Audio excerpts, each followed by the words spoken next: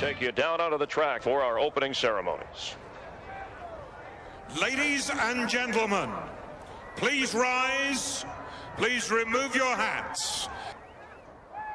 Oh, say, can you see by the dawn's early light what so proudly we hailed at the twilight's last gleaming, whose broad stripes and bright stars through the perilous flight o'er the ramparts we watched were so gallantly streaming, and the rocket's red glare, the bombs bursting in air, gave proof through the night that our flag was still there.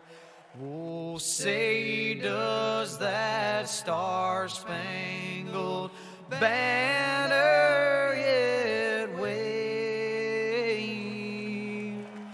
o'er the land of the free and the home of the brave?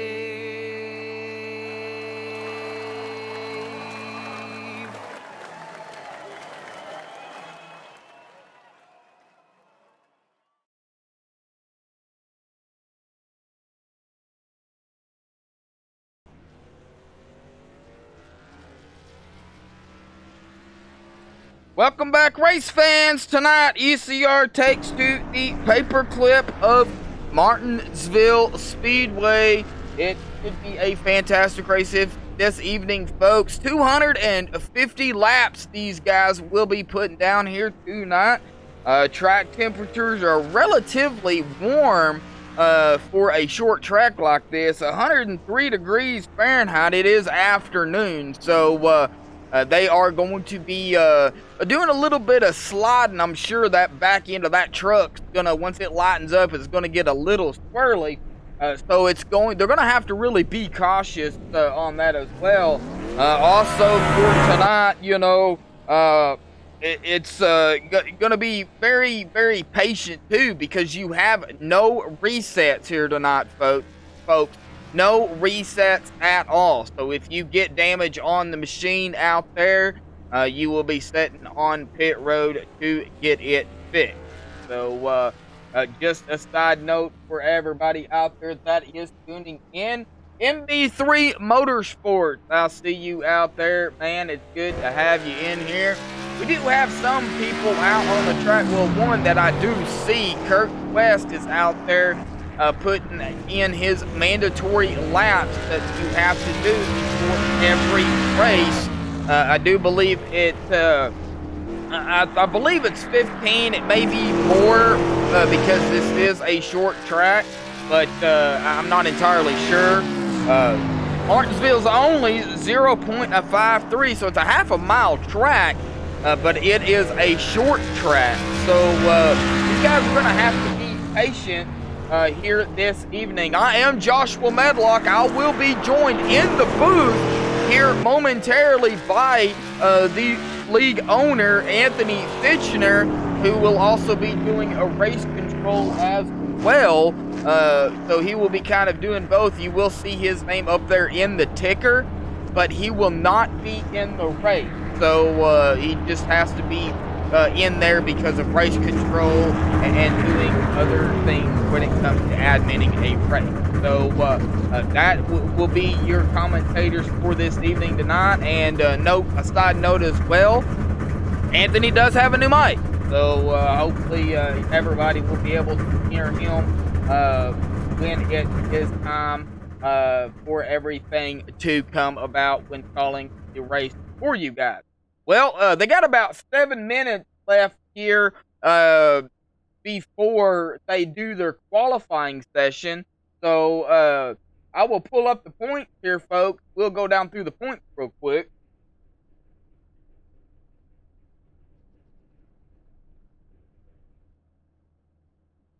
Coming into tonight, now this is race 4 of 21. 21 race in the truck, so this will be race number 4. But coming into tonight, David Bordney up 2 spots from 2 weeks ago.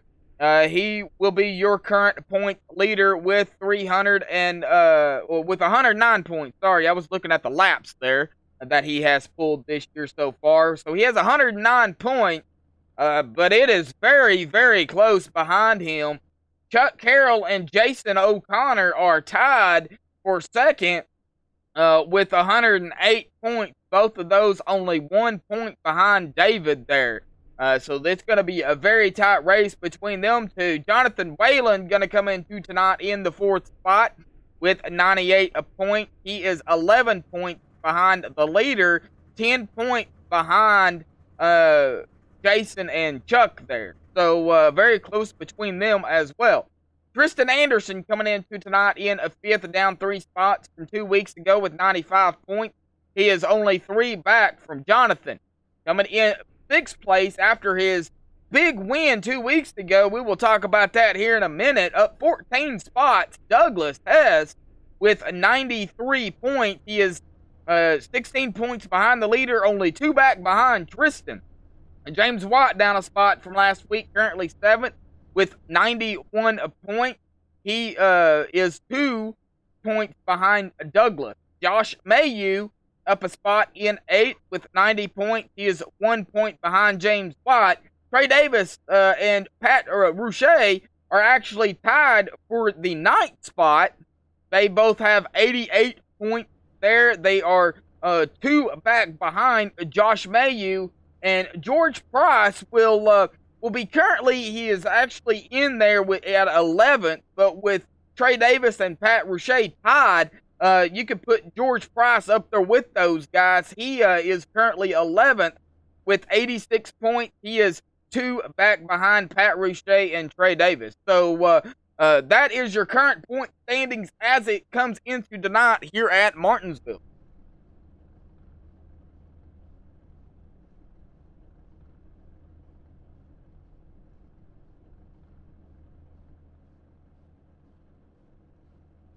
But we'll talk about the big winner. Was 2 weeks ago, Las Vegas Motor Speedway. That was on March the 19th of this year. Douglas Hess, man, he outlasted the field toward the end of the race to come home with the victory there. He does, however, like I said, move up 14 spots there. There have been 3 races so far, ladies and gentlemen. This will make the 4th race. And in all 3 races, there have been 3 different winners. Like I said, 2 weeks ago at Las Vegas, Douglas Hess outlasted Pat Rouchet by only 0.380. That would be 0.03 of a second behind Douglas. So Pat Rouchet did finish in 2nd place 2 weeks ago.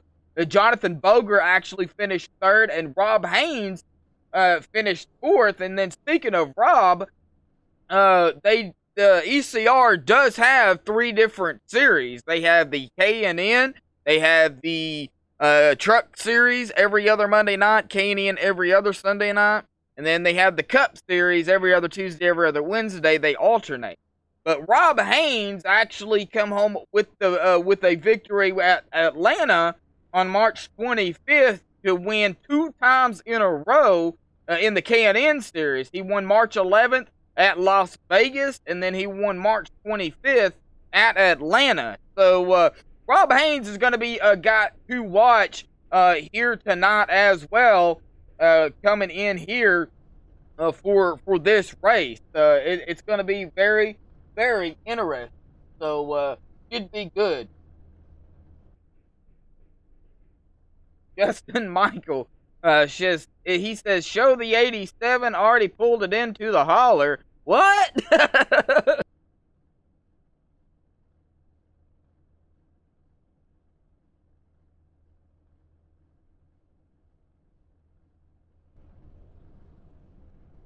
Hey, 68 Ken S, how are you doing this evening?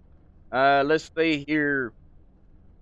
Right now, James Lehman does have the top spot in practice, though, ladies and gentlemen. He, of course, this is just practice here. It is not qualifying. I'm sure that will change after his. And there's the 87 right there. Has already pulled it into the hauler, he says. That would be Justin Michael in that number 87 machine. He will be coming into tonight in this race. So good luck to all the drivers out there.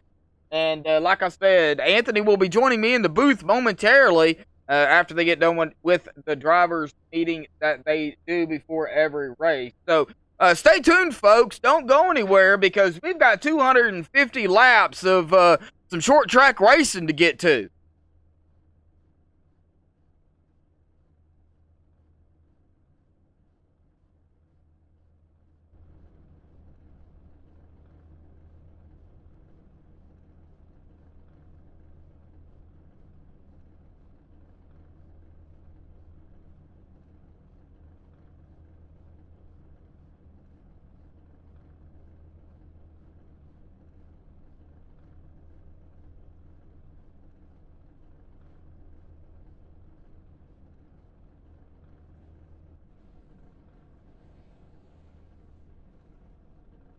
Well, what you've seen on the screen there, folks, was the ECR truck lineup for this evening. I don't know why it did that, but it went behind my screen. So if you give me a minute, folks, I'll pull it up and we'll go through the lineup real quick. Well, that'll do it for practice, though. We're going to be going into qualifying.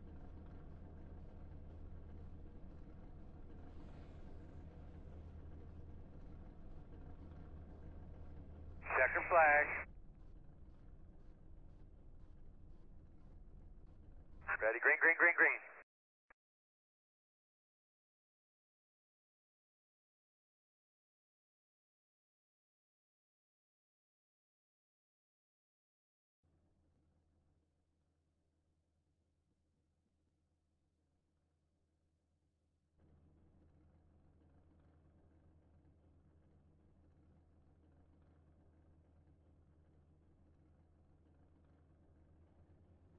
All right, we do have some people pulling out here for qualifying. I do believe they get 3 laps. They'll actually get 2 laps, but their out lap will be considered 3. Like I said, we'll be joined in by with Anthony Thitchener here momentarily as he goes through the field there, but gets everything needed for the race here this evening. But Chuck Carroll, though, going to come in and probably put his first lap down here, folks, here momentarily. And once they do, we will be getting the qualifying underway. And there we go with the qualifying grid there. Yeah, Chuck Carroll coming in with a 20.93 so far. But not everybody has put in a time yet. Single car qualifying here tonight, folks. So they're all out there by themselves. Daniel Reese going to come in right behind him and put in a time there as well here momentarily as he does pass the line. There he goes. So Daniel Reese putting in a 21.23 and get this all lined up here. See Josh Mayu coming in grabbing the pole here real quick with a 20.85. Jeffrey Ford putting his truck there, was in 3rd, got moved back to 4th. Now Mitchell Riggs will be currently in that 3rd spot. John Lodeson moving up into the 5th spot there. Going to be some quick laps here tonight, folks. About 20-second, 21-second laps.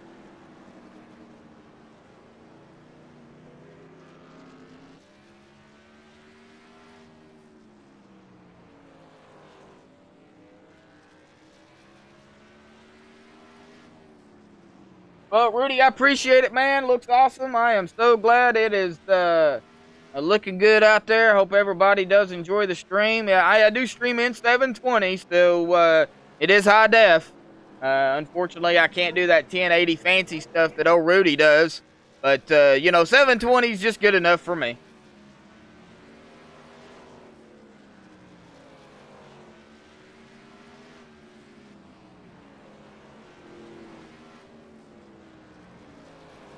It looks like Will Prowl there has moved himself up into the second spot here in qualifying.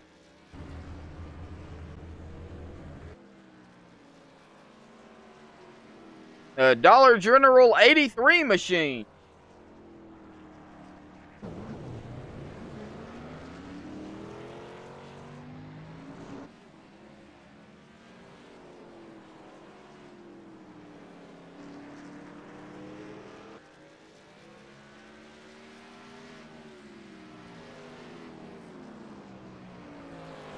We will give a shout out to the sponsors here real quick. T&D Rustic Decor, Sim Speed Shop, HRE Motorsports, and the Ohio IndyCar League. Now, the Ohio IndyCar League is not only a league that sponsors MaxSpeedTV, but it is a league I will be actually starting to cover here coming up here in about 13 days, starting April the 14th, Saturday nights, folks. Don't miss it. They will be racing the IR-18 at Kansas. So a big shout out to them for not only coming on board sponsoring MaxSpeedTV, but also coming on board to allowing MaxSpeedTV to broadcast their races. So big shout out to them for that as well.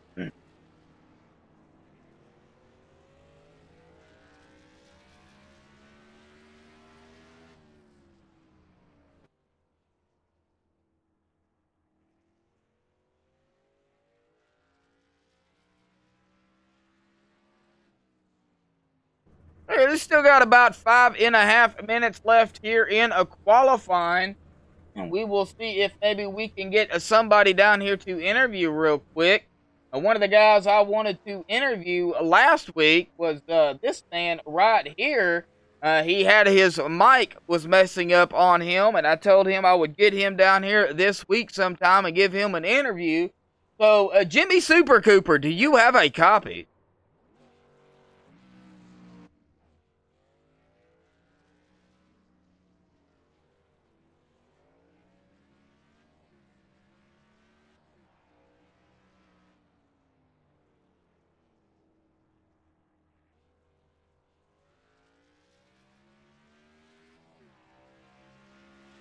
Now, let's see here. Is he, not sure if he is wanting to be interviewed or not. He left.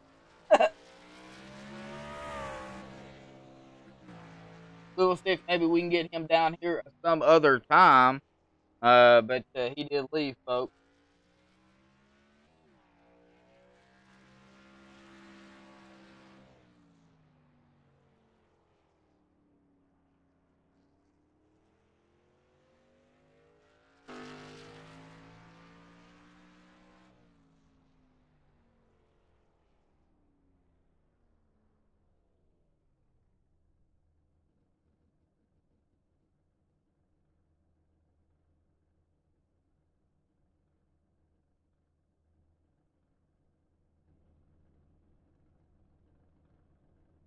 Right now, though, James Lehman still holding on to that top spot here. Douglas Hess came into second spot. Josh Mayu in third. Will Prowl in fourth. And Charles Idell will be in fifth here so far.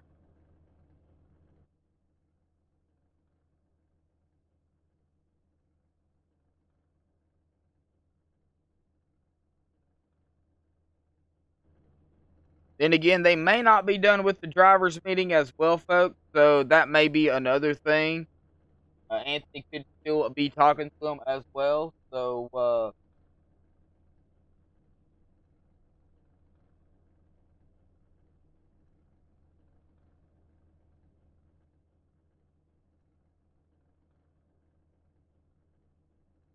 got about 2.5 minutes left here of qualifying. So, if it's your first time here at MaxSpeedTV, please be sure to hit the subscribe button down there at the bottom. And, of course, don't be afraid to donate to MaxSpeedTV. There's a little donate button. You can be a sponsor, an official sponsor of MaxSpeedTV down there at the bottom of the page there for $4.99 a month. It'll give you a little icon down there by your name. And when you come in to the chats, of course, you will have that icon when you type and talk in chat, and that will let everybody know you are an official sponsor of MaxSpeedTV. It is very appreciated.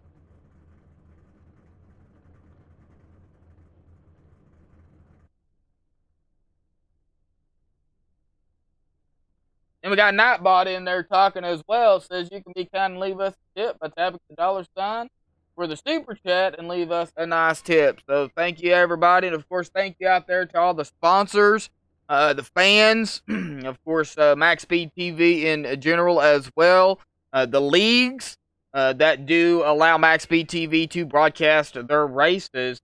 It is a handful sometimes, but we do enjoy doing it. There are a lot of times that it is, we got a lot to do before races to get everything going.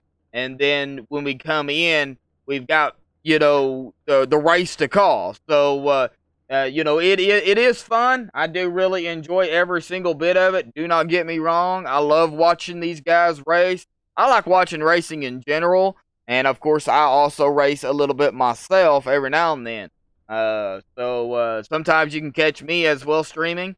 But very, very few is what I do. I'm mostly broadcasting races and racing as well. So, but here in about 30 seconds, folks, we'll get them on the grid here. And looks like James may hold on to it.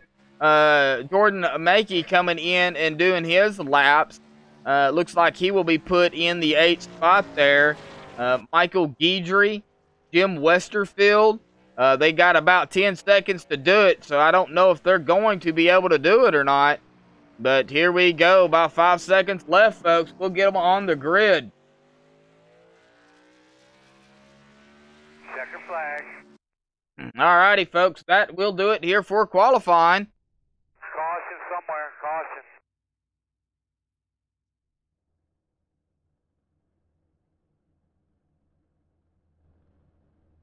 All right, James Lehman going to grab the pole here tonight at the Paperclip Martinsville Speedway with a 25.550. Congratulations to James for grabbing the pole there. Douglas Hess going to start on the outside of him in the 92 machine. Josh Mayhew going to start third. Will Prowl in the 4th spot. Charles Idell in 5th. Chuck Carroll in 6th. Mitchell Riggs in 7th. Jordan Makey in 8th. Sean Lodison in 9th. Ed Adams will start in the 10th spot there. Jeffrey Ford in 11th. Ian Hayes in 12th. Chad Engel in 13th. Kirk Quest in 14th. Trey Davis in 15th. George Price in 16th. Daniel Reese in 17th. Justin Michael, the first one not taking a qualifying time, will start 18th spot. Luis Salmasa will start 19th. Rob Haynes in 20th. Anthony Thitchner is not racing. He is actually race controlling. He'll join me in the booth here momentarily. So Michael Guidry will actually start 22nd. Ralph Vandervoorst 23rd. Pat Rusha in 20. Excuse me, folks. 24th. Jim Westerfield 25th. Matt Mortz 26th. Joey Stats 27th. Jonathan Whalen 28th. James White, 29th. Jimmy Cooper in the 30th spot there. So Jimmy Cooper will round out the field in that 30th spot. James Lehman will be starting up here on the pole.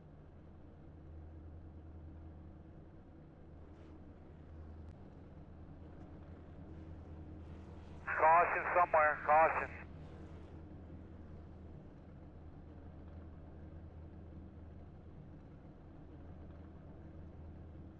Caution somewhere. Caution. Alrighty, here we go, folks. We are rolling out.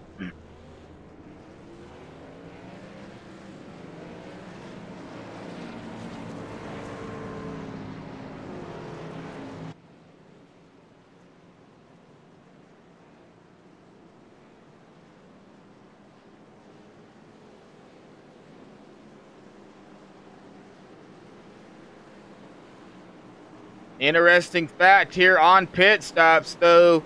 We will get to that in a minute, folks. We will get these guys going. It'll be 2 pace laps, and then they will get the green flag. I'll go around one more time, and then it'll be green flag racing here at Martinsville for the Elite Championship Racing Truck Series on Monday night. Brought to you by MaxSpeedTV.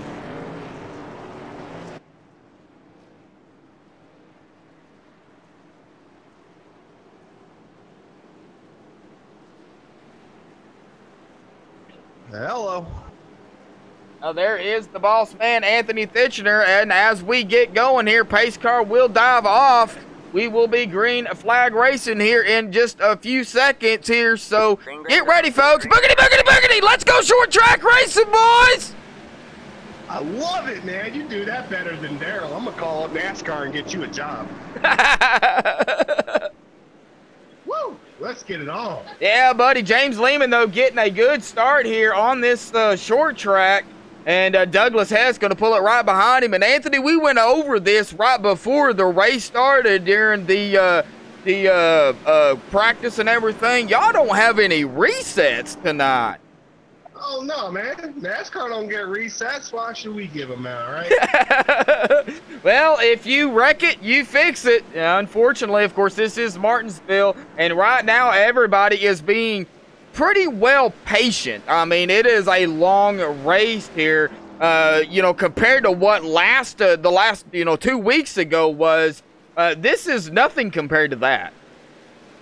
Yeah, I mean, I think that these guys finally get it. And the thing you got to worry about the truck series, these guys are always more aggressive, too. You can be a little bit more aggressive in these trucks. We did the Cup Series last week, and them guys were really aggressive right from the jump and made it a really long race. So hopefully these guys get it, and they stay calm and patient. I see a couple close calls already.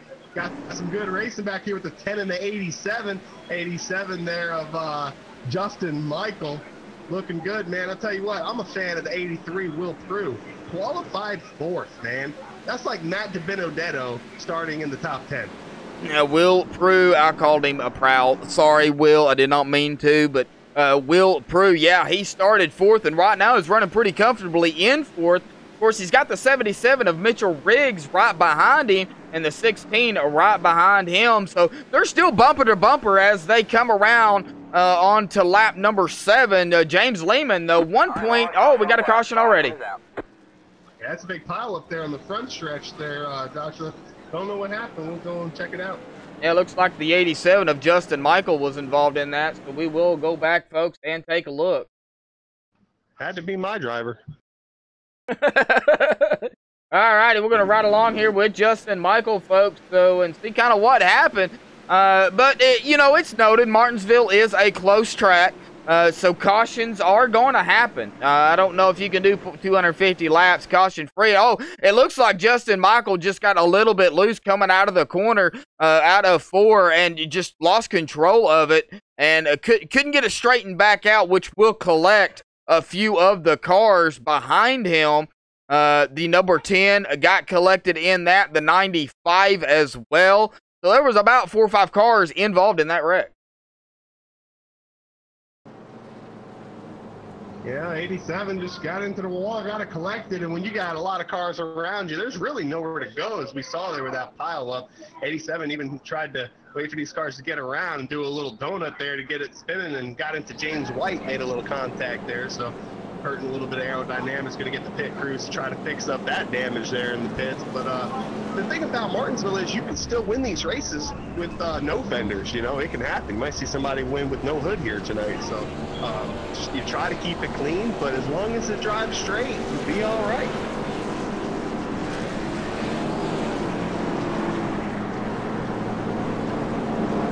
I want to thank everybody out there watching tonight.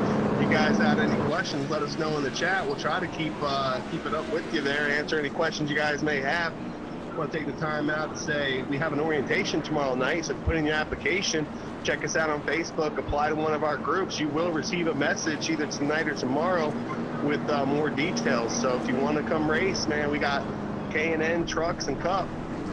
Come on out. Have some fun. Yeah, I know you guys are always looking for new racers, and 3 series going on. Y'all got a lot of drivers for both series. Of course, y'all do substitutions as well. So if somebody can't make it, and you can find a sub for your vehicle, or if you join a team and you can't make it, they can find a sub for it. Such of that nature. So you got a good thing going on, Anthony. And y'all seem y'all have a pretty good turnout pretty much every week. Y'all got, it looks like 28 vehicles out there tonight. Last week y'all had 31, and I believe the week before that it was around a mid to upper 30. So, you know, big field pretty much every week so far. I'll tell you what, too, they were talking earlier in practice how we weren't going to have 15, 20 guys. Well, 28 ended up riding. Pretty good numbers. About 10 of them already lapped down, though, and that happens when you have to pit and get some damage fixed. You know, you're going to lose a lap pretty quickly here, but I'll tell you what, 28 cars, trucks in this matter. Really nice. All right, man. Lights are back on the pace car. We're not going green this time. We are not going green. And it looks like the admins might have thrown at the other cautions, so y'all will not be going green.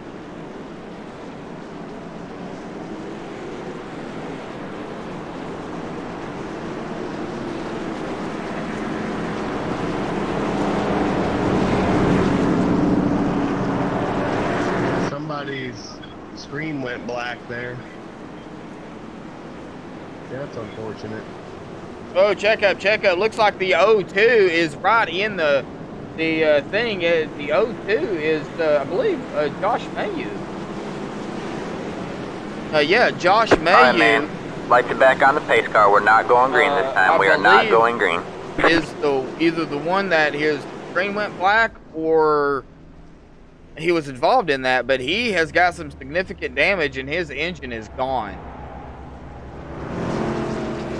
A little bit of a rough start here, and the thing about having back-to-back options like that is guys are going to be a little bit more cautious. So I think right here, as long as we get it going clear here, nobody has any technical difficulties, let's see some good racing here. There we are. Pace car does dive in. James Lehman going to be on the inside. The 92 of Douglas Hess going to be on the outside. Green flag. And James Lehman and Douglas Hess both get an excellent start there. They are both bumpers to bumper going around into 1 and a 2. Going to be coming out onto the backstretch here. Douglas not letting James get too far out ahead of him on this restart.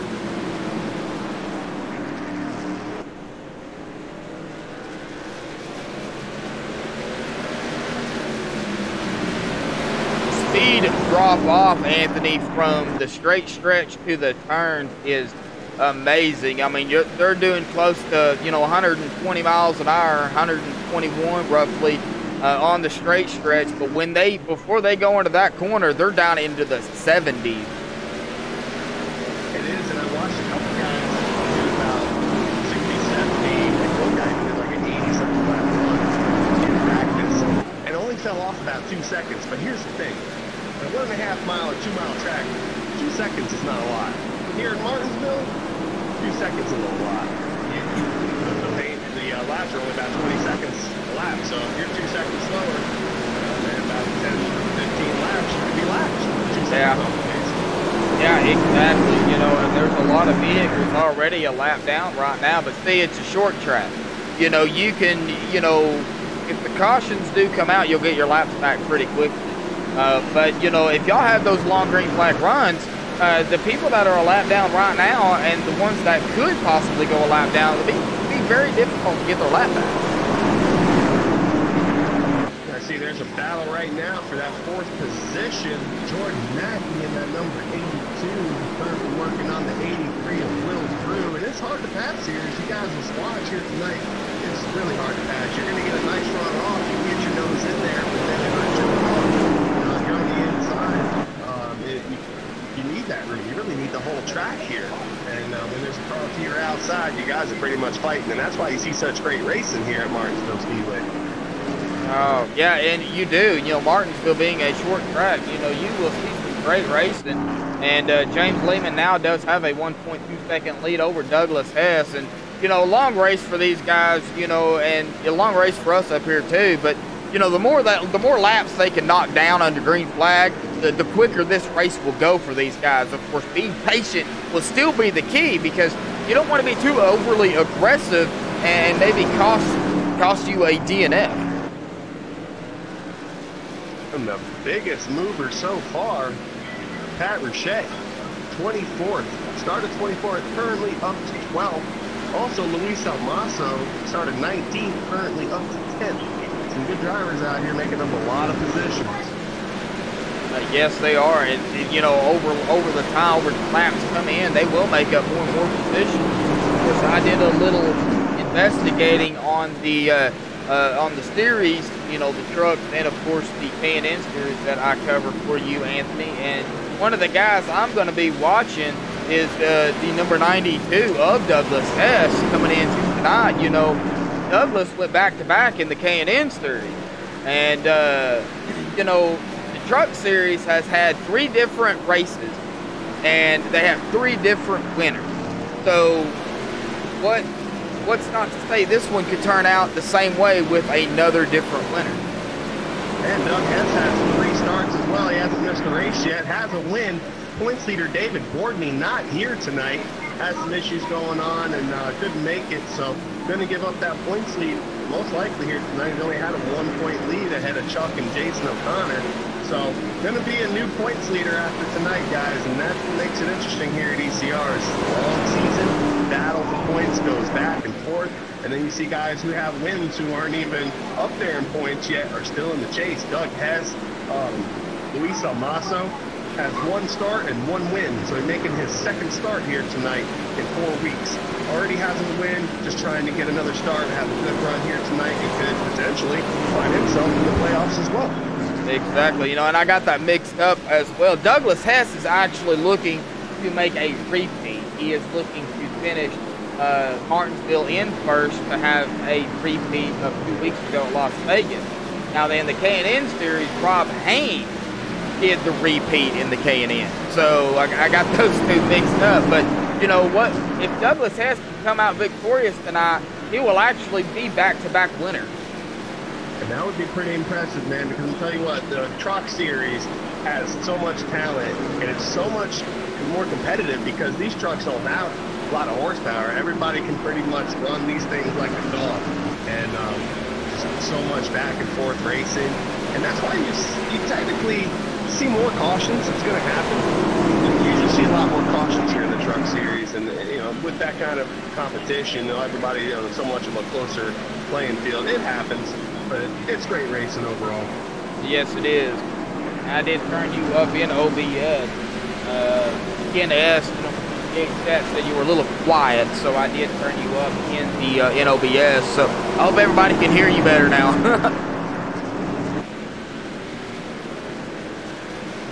Thank you for that feedback, man. We definitely appreciate that. Want to try to make sure everybody can hear us and everything sounds good. So can't do that without you guys. Thanks for tuning in. Hope y'all enjoy. Right now, I'm back here in the field in the 11th spot. I am on the number 98 of Jeffrey Ford, just pacing himself back here, running his line. Really doesn't have really anybody around him. Ralph Vandervorst is almost 2.1 seconds behind Jeffrey, and Jeffrey is about a second, roughly about a half a second now behind Chuck Harrell in that number 3 machine as Chuck does come around the corner there. It looks like he might have got that back end just a little loose. Now, that's another thing I wanted to talk to you about, Anthony, is the track temp tonight at 103 degrees Fahrenheit. Do you think that's going to play into an account on how well the tires can hold up?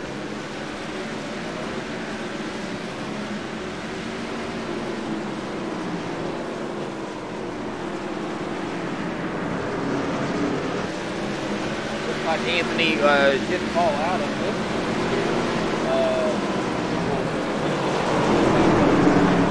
All right, man, caution is out. Caution is out. And we do have another caution. It looks like the number 13 backwards. Yeah, it looks like Pat Rouche, and we will go back and take a look and see what happened to Pat there.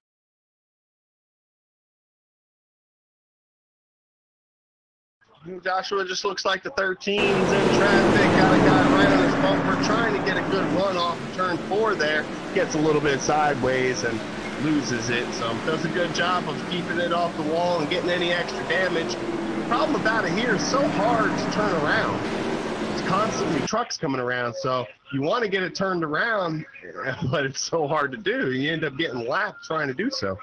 Yeah, exactly. And then Pat does get into that inside wall that separates the track from pit road, so he may have a little bit of damage on that machine there.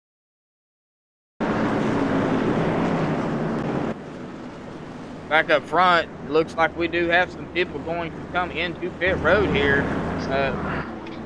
Justin Michael, though, will take over the lead. Well, I brought Jeffrey Ford up in the booth because I think Stephen Price owes him some money. Looking in the chat here, Stephen Price said, "Where can I make a bet?" And then his next comment was, "I bet Jeff Ford's the first caution." Ladies and gentlemen, we have 3 cautions. Not Jeff Ford, though. So, Stephen, if you're out there still listening, you owe this man some money. Yeah, he's going to have to give it up. Give up that money, Steve.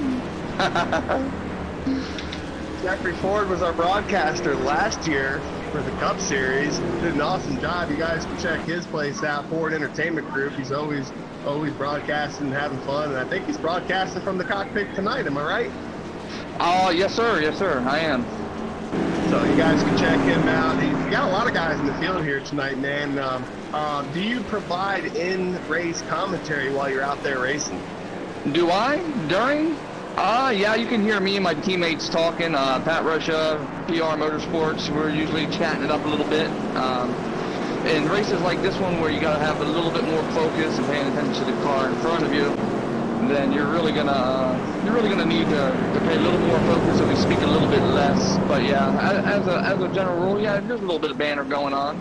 Absolutely. Well, but 2 to go here, man. You're looking good. You're staying out of trouble. You're still on the lead lap, which almost half the field already cannot say the same. So, how is it out there tonight? It's as long as you're backing up your corners, it's not bad at all.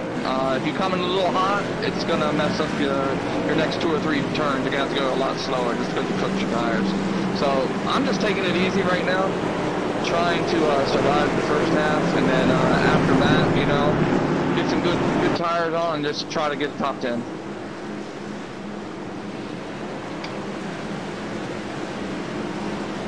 That's Jeffrey Ford, number 98, running for PR Motorsports. Good luck, man. Green flag, green flag. All right. Jeffrey Ford was in here in the green flag wave. So we are back under green flag conditions. And Douglas Hess in that number 92 machine does have the lead here.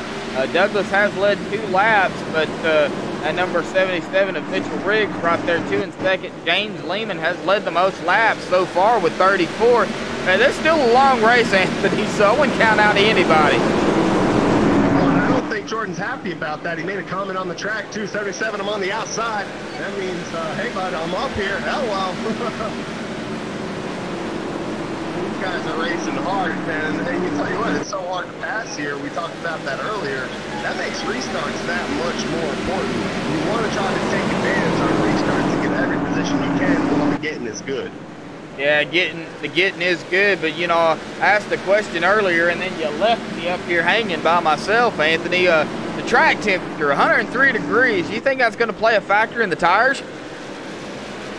Not sure how that works, man, but I'll tell you what, the longer these guys race, I believe track temperature goes up more, tire wear is going to be up there, so you're probably going to see a lot more racier surface later on. I think when the rubber's up, you get to see more rubber on the turns here, as we're already starting to see. You'll be able to use a little bit more of the track, and that means you'll be able to see more side-by-side races when you come down to these final laps. I think, personally, you're going to see guys on the outside just as good as guys on the inside.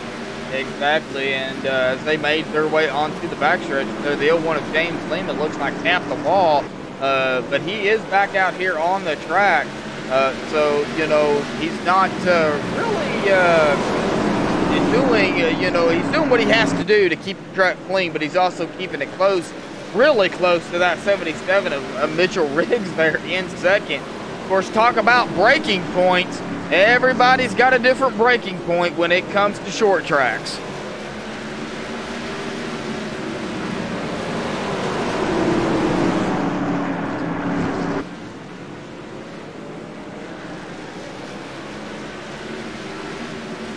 talk about pit road here for a minute. Now, pit road is a little bit, I would say, tricky. You've got to get that car woed down because the way you enter pit road is it starts on the back side, on the back stretch of turn number 3. As you see Mitchell Riggs and them coming around, there's where it starts at turn number 3, and it goes all the way around onto the front stretch, and you can't enter until almost the end of turn number 2. As these guys come around into 1 and 2, there's the end right there. So, you know, it's a long pit road. It is, man, and 35 miles an hour makes it seem that much longer, especially since you're guaranteed to get lapped once, maybe even twice, when you would take a pit. I just saw something that you don't normally see here in Martinsville. The number 96 of Sean Leveson passed the 87 of Justin Michael on the outside, guys. So either Justin's lacking some speed here tonight or the 96 is really fast. One or the other. Let's keep an eye out on that situation, see how that plays out. But looks like 96 Sean Leveson found some speed into the top 10 now, working his way forward. Justin Michael, you guys watch, stay tuned to ECR. He was last year's Truck Series champion. He made the statement to me earlier today that he is not that great here, actually hates this track, so probably struggling, but hey, if you're struggling and you're in 10th spot, it's not so bad. Not bad at all. Now, I personally don't really care too much for short track racing on them. I love watching them, but racing on them is a bit tricky for me because of my braking point and all that stuff when I let off the gas and all that. And of course, you know, the more seat time you have, the better you become at those tracks. So, you know, practice, you will get better and better, folks. And these guys out here, they do this. Y'all do this every year. So, you know, I'm looking forward to, you know, the short track racing and, of course, the super speedways and the half miles that's going to be coming up here momentarily. Well, every other week we got these trucks going at it, man. And talking about Justin Michael there, he's only raced one race this week, guys, or this year, sorry. That was at Daytona where he started 20th and finished 14th. His only race of the year. So he actually led a lap in that race and currently sits in 38th. That's our champion from last year. He had 9 wins. So Justin Michael's one of them guys where he's not going to make it every single week, but he's going to make enough to make the playoffs.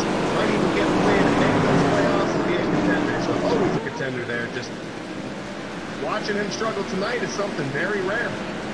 Exactly, Anthony, and it really is. You know, when you see these guys come out here, and you know, especially, you know, talking about Justin Michael, you know, how he dominated, you know, the past season, and then struggling here tonight. It's, you know, it's like, really, you know, what's going on with Justin? But you know, it's still a long season ahead of you guys, you know, and Justin, I'm sure, is aware of it. So he'll make what he can, and he'll win what he can, and hopefully he will make the chase. We do have a battle between the 87 and the 3. The 3 of Chuck Carroll, though, is a lap down, so that is not for position. Chuck's just trying to stay up ahead of him. Chuck just loves racing, man. Chuck doesn't care what lap you're on, what lap he's on. If he's faster, he wants to get around. And he's competitive, so always fun to be around Chuck. Yes, it is fun. You're the 01 messed up pit down that last pit stop. The 01 of that would be James Lehman. James Lehman actually doesn't like him. And we got teammates here: James Lehman, Jordan Mackey, Justin Michael, and Joey Stats. All Haters Take Famous Racing teammates. He was talking about that earlier, how he kind of messed it up there, but he's making a good comeback. He was on the pole when he started this race, so now finds himself a half a second back from Doug Hess. Rookie Mitchell Briggs already got him in here in other series. All right, caution is out.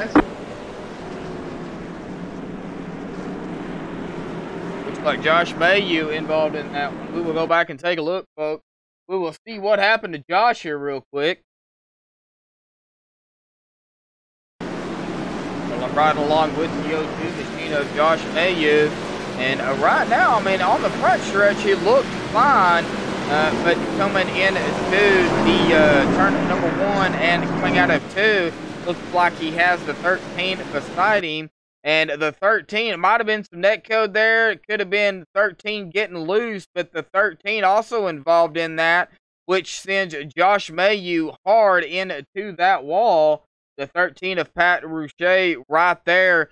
Not sure exactly what happened to Pat, but looks like he lost it. We'll let Anthony take a look at that and kind of see what he's seen on race control. Yeah, I seen the same thing. I actually seen Josh Mayu smoking now, looking like he's got a couple illegal substances in that car, man. But I think the engine's just blown. 13 got a little bit loose coming on the outside, trying to make a pass. Came down, made contact with Josh Mayu. Might have been a little bit of net code, but you know, they're still, we count that as contact because he would have came down and hit him anyway if there was no net code. So you can see he came down and really affected Josh Mayu's truck.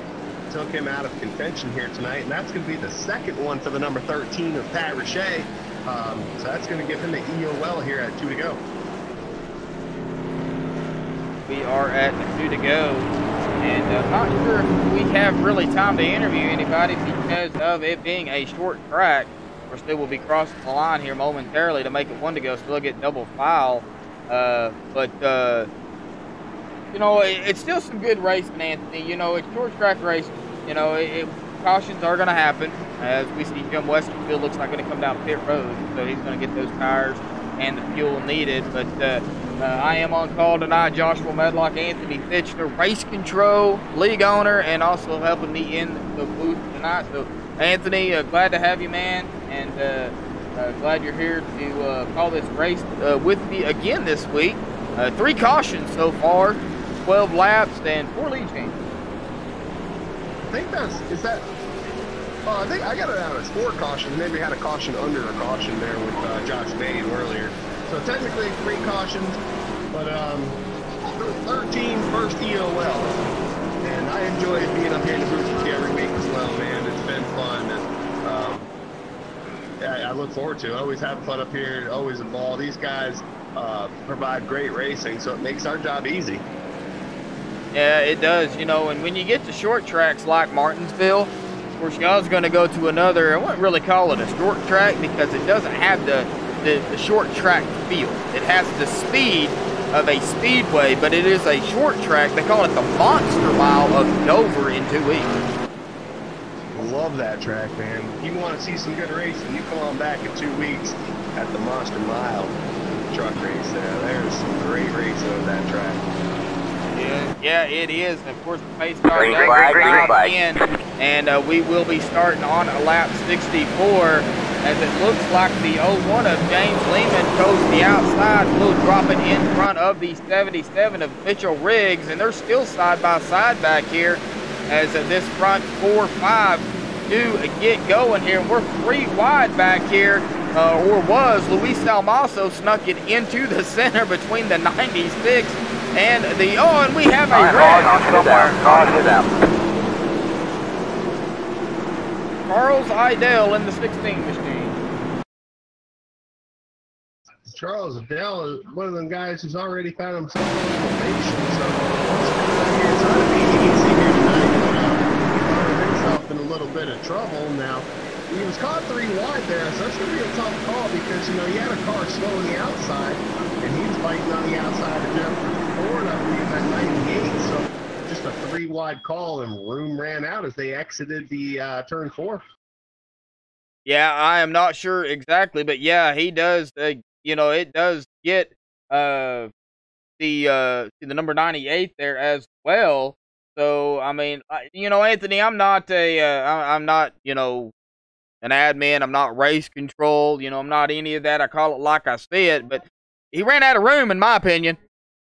Yeah, I watched it in slow-mo, and if you go back and watch in slow-mo, which I'm not sure you get the chance to do the broadcast now, but Jeffrey Ford in that 98 truck comes up and makes contact with him. So probably didn't know that he was 3 wide, was probably expecting Charles to be a little bit higher, but when you're 3 wide, there's nowhere to go. So Jeffrey found himself battling 2 wide, and then on the exit of turn 4, found himself 3 wide, ran out of room. The spotter didn't tell him. It all happened so quick here in Martinsville. The spotter did not tell him he was 3 wide, and he comes up and gets into the 16. So looking at the cause caution for this one as being the number 98. Well, you heard it from race control, folks. Number 98 will get to that one as well. You know, and I believe that's his first one. That is his first one. Alrighty, so that would be 1 for him as these guys will make it back around onto the backstretch here. James Lehman still out front here, holding it strong, but he has got company still behind him, and they'll be starting coming probably to lap 70. And when they get the green flag, they'll run one more time. So yeah, the green flag will drop on lap 70. And it's still good racing, though. I mean, the cautions, I mean, it's expected, like I said, for Martinsville. And, you know, a lot of trucks still out here, though. I mean, there are a lot of trucks still out here on the track, as there are some coming off of pit road right now to catch up to the field. So, I can't really pick who could win the race tonight. I really can't. Well, it's hard to do that when you have this many cautions, and especially if you're up front leading this thing and then everybody else pits, you're a sitting duck. And that's the one thing that goes through my mind when you have this many cautions. When's the next one going to happen? Let's say you stay out front, you're leading the race. You stay out front, you stay out, don't get tires. Everybody else comes in. Now you got a green flag run going on, and all of a sudden you're not the fastest car, you know. So I think the strategy plays a key even in these races where cautions, you know, are many to come. So hopefully we get a green flag run going here, Joshua. But with it or without it, you're going to see some strategy play out. Yeah, there's going to be strategy no matter what, whether the cautions come out or not. But pace car will dive in here real quick. They will get the green on lap 71, actually. When they cross the line, they'll be on lap 71 of 250, folks. James Lehman wastes no time before he's even out of the corner there, and he is on the gas, and that is what fresh tires will do, help you get out front quickly, even around a corner. And getting some really good jumps on the restart here, and that's really cool too, because if you don't, you're going to end up losing positions. You got to get a good restart here. You can't spin tires. Spin tires here at Martinsville, you're going to be in trouble. Exactly. I'm back here looking at Will Cruz here, battling the number 96 machine of Sean Lodeson. Sean Lodeson is on the outside, did make the pass, but still that 83 machine of Will is still fighting hard on that inside, not really giving him much room, but they're right there together. There we go. That number 96 machine of Sean Lodeson does drop it in front of the 83s, so they got it straightened out. Another great race, great fight battle about to happen right now. Luis Almaso finds himself in the top 5, number 42, and he started 19th, currently top 5, working on Jordan Mackey, trying to get that 4th position. It's got Ed Adams, and here's me. Really tight. It's hard to wait for the next guy in front of you to mess up. You want to try to pass him, it's easier to wait until he messes up. So just fill up his mirror, give a little bit of pressure, and wait to make the move.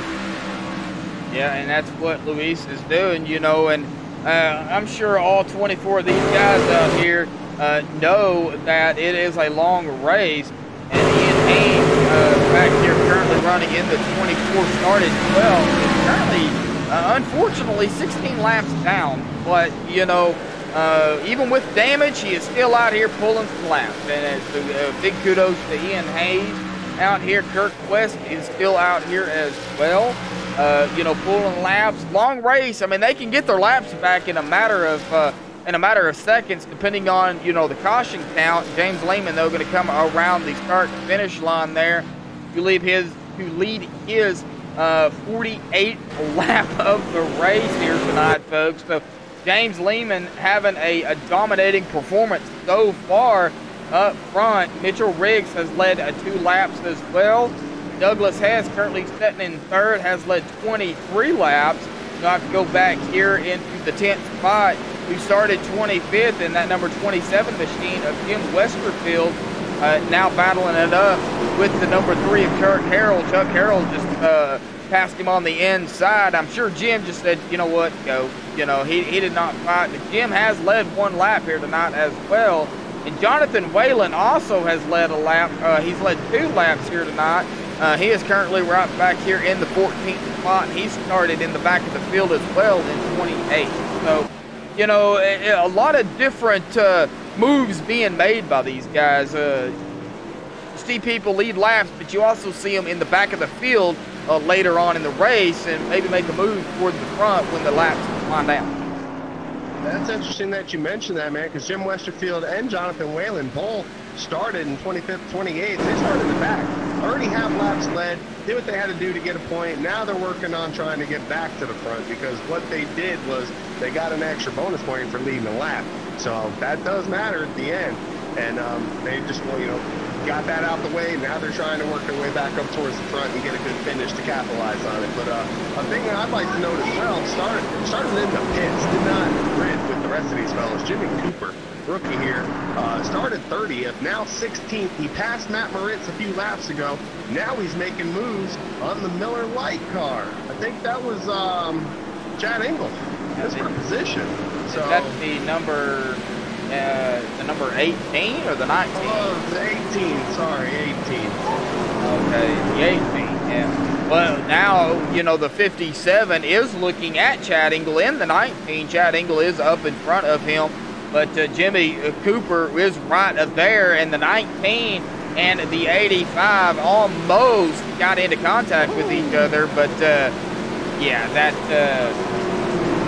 they did what they had to do to not get into each other. I tell you what, you want to see some great racing there, guys. Let's ride along with that 57 as we watch Chad Engel try to make moves on Ian Hayes, and he's going to try to catch these boys watching it in front of him, but, you know, he wants a piece of it too, so what do you say we turn it up, Joshua? That sounds good. The 57 of Jimmy Cooper.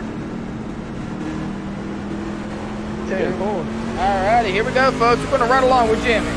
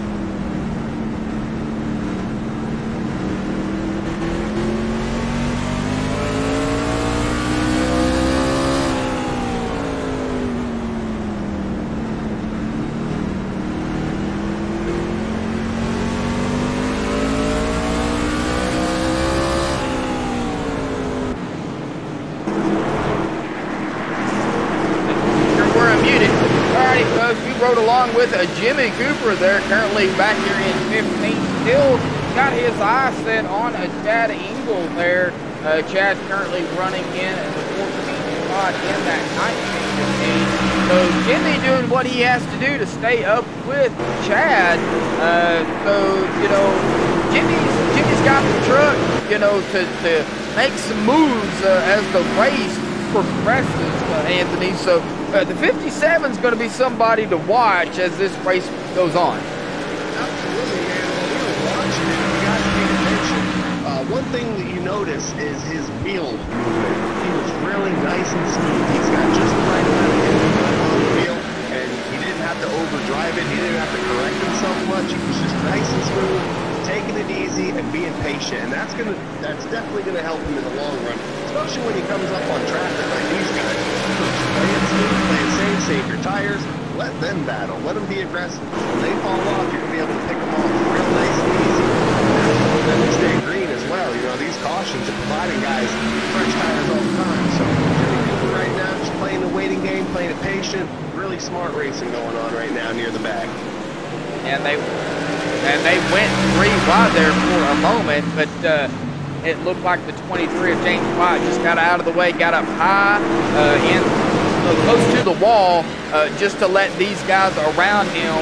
But James White, though, back here, currently 3 laps down, you know, in that crush machine.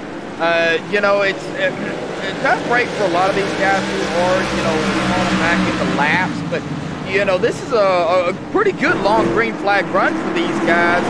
As it stands right now, knock on wood that they don't have a caution, because up front, James Lehman does not want a caution. He is 2.6 seconds ahead of Mitchell Riggs in that number 77 machine. And James Lehman coming up on the 15 of Michael Guidry. If James can get around him, that'll put Michael another lap down. And I'm sure it's not what these guys want to be laps down on a short track like this. James Lehman just dominating out here up front.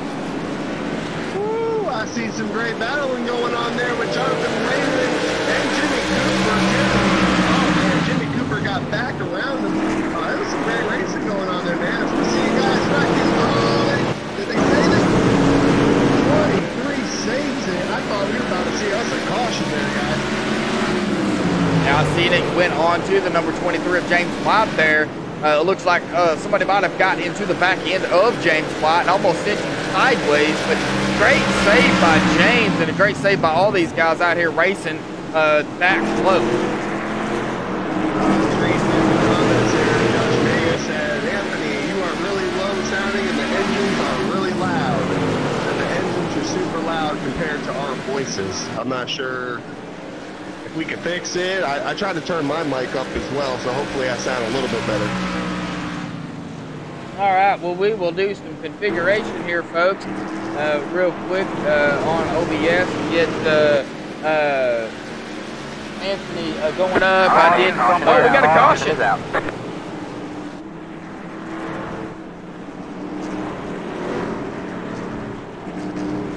Was that Charles Idell again? We'll go back and take a look. I believe it was Charles. We will go back on Charles and ride along with them, folks, to see exactly what happened to Charles. And I'm not sure if that was Charles or not. It looks like it might have been Charles, because he does stop on the track. He might have blown his engine. Yeah, he does stop on the track, so I did hear a kapoosh come out of his car. Is that how it went? I guess that's how it went. Oh man, I got confirmation on that one, guys. Charles Adell did blow his motor and wasn't able to make it back around to the pits, so tried to get off there as quickly as he could, but the caution came out, so it's going to be on the 16 for a blown motor.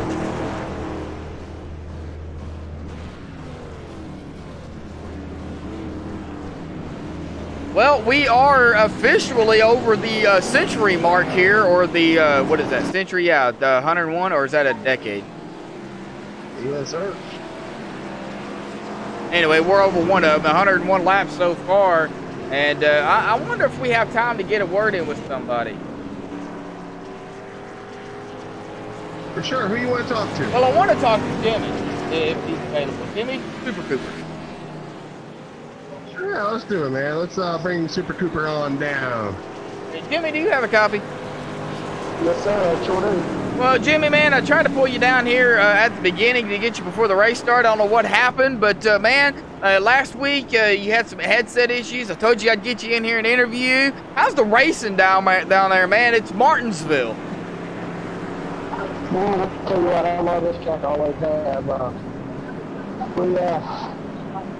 We had a little bit of difficulties at the beginning and didn't get to qualify, so we pretty much started 2 laps down and We got everything going here, and we got a pretty fast track. If we just keep these lap cars, man, if we can get them to just give us a little bit of room, I think we've got a shot at this thing. Well, Jimmy, you are looking strong out there in that number 57 machine there, and you know, I told you I'd get you down here to interview you, man, but still a long race ahead of you, so good luck, man, and just keep it strong, keep it going, bud. Thank you, buddy. We're gonna go after it. All righty, Jimmy.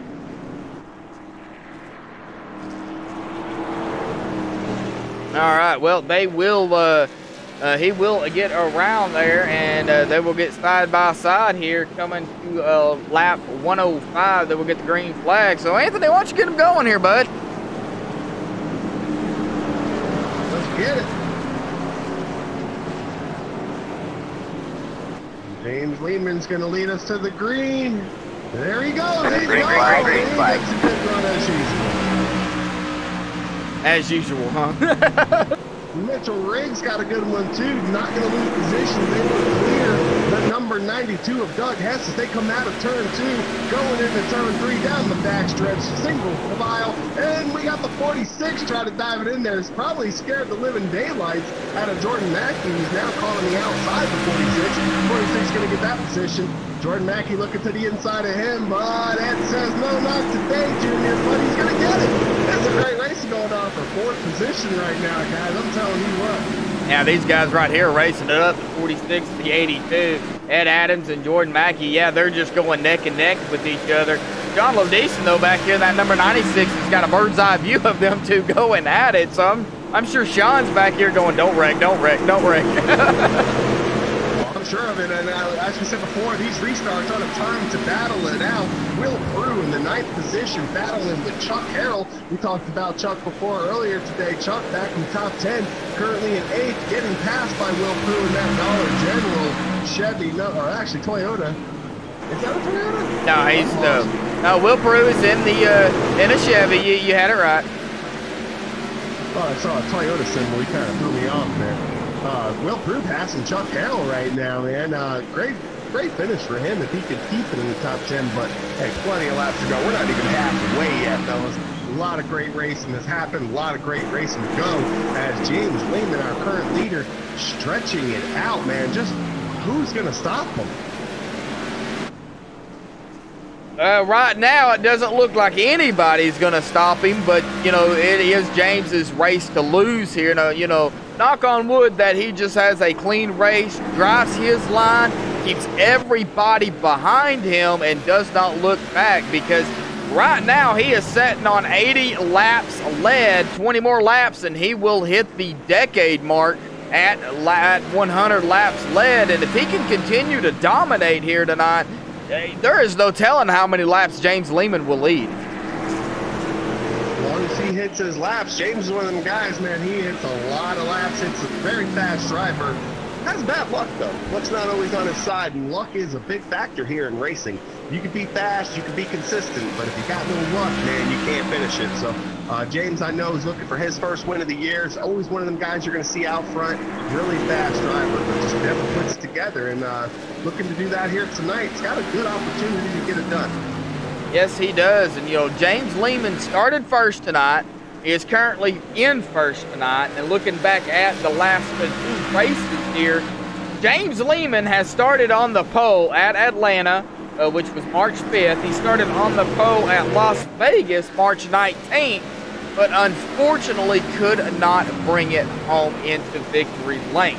So tonight, he grabs the pole as well, and can he hang on to it? James, if you're listening to the broadcast, turn it off. Well, he's about to lose the lead here to Mitchell Riggs. Mitchell Riggs is another fast driver here. Got a win last week and looking to make it happen again, man. He's a really fast driver, rookie this year, and he's one of them drivers you're going to see a lot of for sure. And he's putting the heat on James Lehman. If James had the AC on, man, that AC got shut off and the heat is on now. Yeah, exactly. Yeah, that 77 machine of Mitchell Riggs, he is right there on his tail, not letting him get out too far. And I'm sure James is feeling some tires, and I'm sure Mitchell is too. because it doesn't take long to wear the tires down, not completely out, but down, because you're basically constantly turning here at Martinsville, except on the stretches, and there's still a little banking on the straight stretches there, so you're still, you know, on the wheel there to keep it straight. And then we go to Dover next week, where the straightaway is just long enough to get your car going again, get it back straight, and bam, you're back in the turn. Where Dover next week, it's kind of like a Martinsville, just a lot more banking, and the turns, man, a lot longer. The turns are actually longer than the straightaways. So these guys are going to see about 3 weeks of short track racing, where each short track is its own entity, all different, all 5 different styles of racing. And you're going to see, as we go from half-mile tracks to short tracks, and who's good at what, you know, and provides all different kinds of races. So anyway, we enjoy that, enjoy watching it, enjoy watching these battles here. These guys are going to be coming up on lap traffic here soon, Joshua, and the lap traffic is too wide right now, as Daniel Reese and Ralph Vandervorst are battling it out.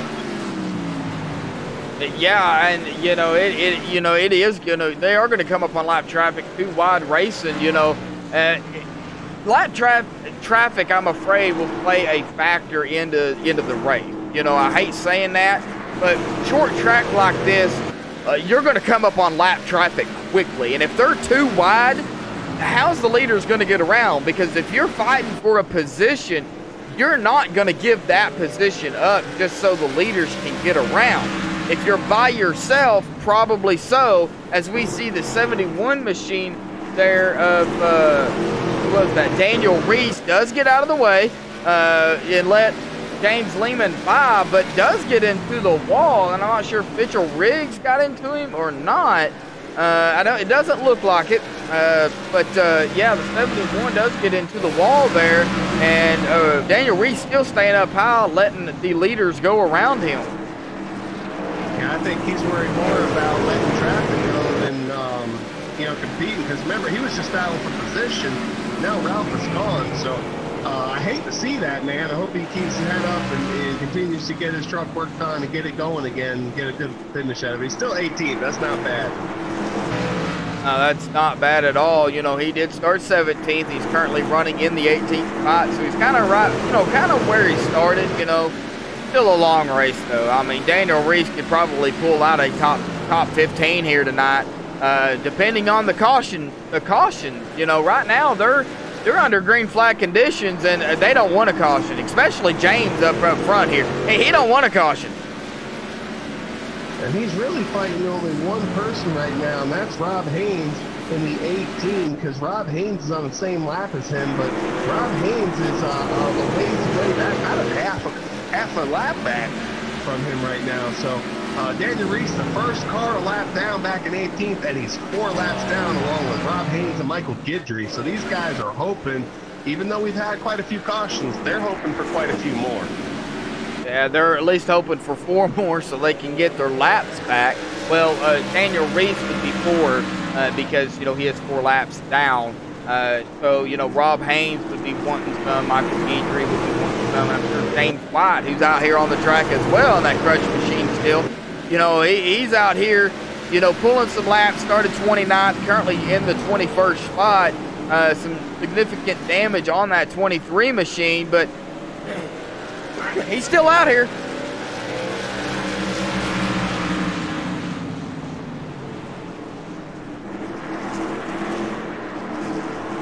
As soon as I can get over my coughing fit. We got a really good battle heating up here. 11th and 10th place, man. George Rice backing up traffic trying to get by Jeffrey Ford right now. So Jeffrey Ford, that number 98, trying to hold off on that 10th position, keeping it low on entry, kind of losing his speed through the center doing so. And with that, George Rice trying to get by him, but not able to quite do so. He's going to try the outside, but then thinks twice about it. He switches it up, gets a little bit of bump. We're going to make contact now, boys. We're about to get the rough and racing, right? Chad Engel, I mean, it's so hard here. Chad Engel's on his inside now. He's going to turn him. Oh, we got a caution. We do have a caution. Yes, we do. And I was on that as it happened, folks. we will go back and ride along with George Price, who we was just on, and kind of see a little bit what happened a little bit closer there. But we saw it live, folks. You saw what happened. That 19 machine does drop it low there.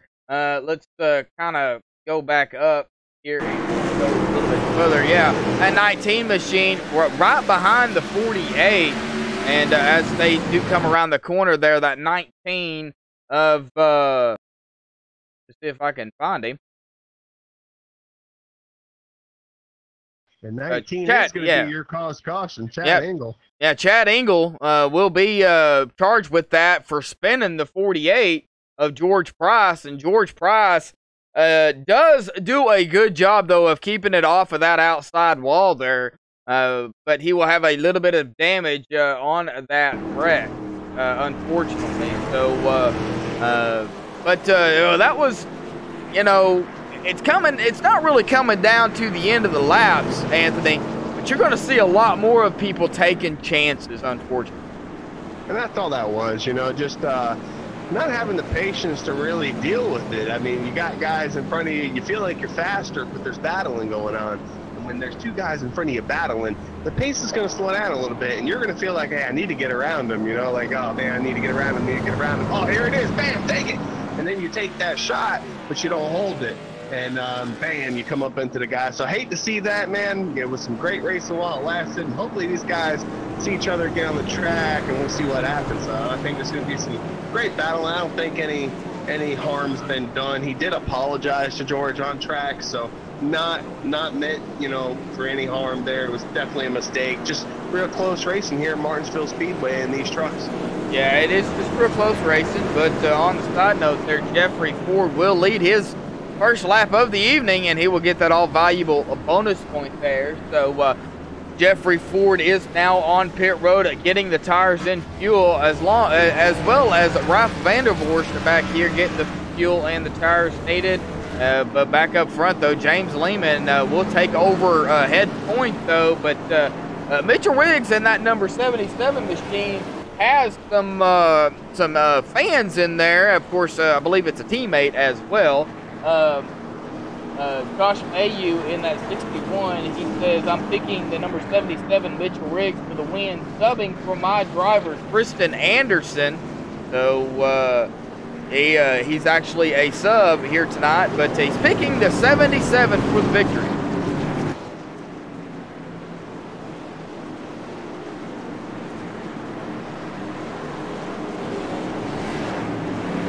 As the pace car will make the dive off into pit road there, James Lehman going to start on the outside this time with the 77 on the inside. And that 01 beats the 77 a little low there. And James gets another good jump there. But here comes Mitchell Riggs, not letting him get too far out in front. The 46 of Ed Adams caught on the outside. Now there's a battle between him and the number 92 of Douglas Hess here. They almost made contact and almost sent the 46 into the inside wall there, but good save by both of those. Here comes the 96 of Sean Leveson, also up here in the top 5 as well, putting his 2 cents in. The 82 of George Mackey on the inside of the number 3 of Chuck Harrell. We've talked to about Chuck a lot here tonight. Chuck Harrell up here currently running in the 7th spot, now has company with the number 42 of Luis Almaso, who has joined the picture up in the top 10 as well. So we got some battles brewing. Now, I'm sure you can search anywhere around the track here tonight to find a battle brewing, man. We saw in the comments there, Josh Mayu said he's picking number 77 of Mitchell Riggs for the win, subbing for his driver, Tristan Anderson. Tristan couldn't make it here tonight, so Josh Mayu picked him up. That's a good pick. That's a real good pick. It is a real good pick. You know, Mitchell is running currently right now in the 2nd spot, started 7th. So, you know, Tristan not able to make it tonight, but a sub in place of Mitchell Riggs. So, Mitchell Riggs having a very good night and a rookie to ECR.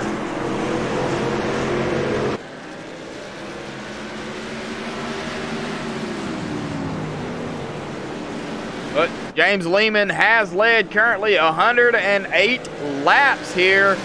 When he crosses the line, it will be 109 laps so far, and James is not looking back because he knows Mitchell's right there. He does not want to miss his opportunity to get the position, so he's doing what he can to hold on to it and drive his line. Ed Adams started in the 10th spot, currently running in a 3rd, has yet to lead a lap tonight, but now I look for Ed to lead a lap when he can. So Ed, you know, sitting comfortably right now in 3rd. Douglas has led 23 laps. He is currently sitting in the 4th spot here. Sean Lodeaston has not led a lap in the 5th spot. Jordan Mackey in 6th. Chuck Earl in 7th now. Luis Del Mazo in 8th. Wilt Crew in 9th. And Jimmy Cooper in that 57 machine will round out the top 10. Started 30th. He is up 20 spots, Anthony. 20 spots. Chad Engel started 13th, man. He's currently 11th. Jim Westerfield worked up from 25th to 12th. Jonathan Whalen started 28th, currently 13th. And the last guy in the lead lap, Ralph Vanderforst in that 66 truck, started 23rd, currently 14th, guys. And from the last time we talked to you about guys who were lapped down, we had 3 cars who were 4 laps down. We had that caution. Now we have 3 more cars who are 1 lap down. So as you see cautions and guys trying to fix damage and make decisions, they're easy to fall a lap down. Yeah, Matt Moritz, Jeffrey Ford did lead a lap, so Jeffrey Ford got the bonus point. He is currently setting a lap down as well, and George Price also a lap down as well. So the 15th, 16th, and 17th spots are going to be fighting for that lucky dog. That is for position. So you will see a battle between them 3 guys as well. Rob Haynes and Michael Guidry also fighting for position as well. Currently 18th, Rob Haynes and Michael Guidry in the 19th spot. Daniel Reese not currently on the track, sitting on pit road. Looks like wanted to get damage in some tires. Currently sitting in the 20th spot. James White still out there on the track, currently 21st. Started 29th, and he is still pushing it. Maybe down on power, but he's still pushing it.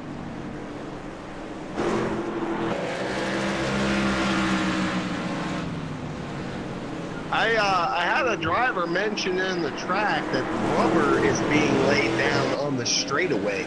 That's interesting. Not often you hear that, but they're starting to see rubber get laid down on the straightaway. I don't know if you can get a real high bird's eye view, maybe a blimp view here of the Martinsville Speedway. Take notice of the dark parts of the track. That is rubber being laid down from all these trucks constantly doing laps. More grip as we have a caution, truck sideways on the exit of turn 4. Rob Haynes. We'll go back and take a look and see what happened to Rob here, folks.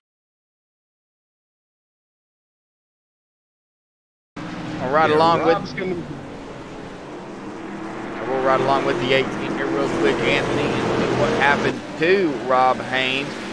The 18 machine does have some damage, but I don't know exactly what happened. The 31 stuck his nose in there and does clip and hit the 18 machine, the 31 being Matt Moritz. If my call is correctly, Matt Moritz will get charged with that? Yeah, that's correct, man. You can't really call that any other way. I don't think that Rob pinned him down. I don't think anything else was done. You know, just a little bit of racing, got into a little bit hard, probably thought that the 18 of Rob Haynes was going to get into the gas a little bit earlier, so he went into it and just came up the track and took him out. So first cause caution for the 31 there this race, and he was the lucky dog. But because there was contact made there, I wonder if he's still going to be able to take it. Let's see here. Matt Moritz. Matt Moritz is coming down pit road as we speak. So I don't know if it will go to him or the 48 of George Price.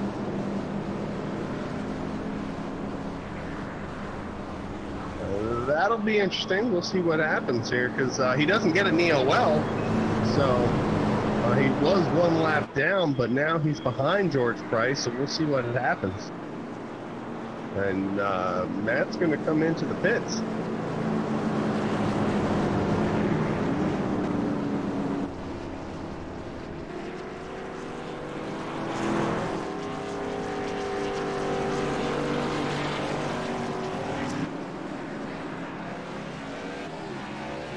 Pat is back out there on the track, but I don't believe he will get the lucky dog. George is now on pit road, getting tires in the fuel needed as well. And right now I'm seeing Jeffrey Ford.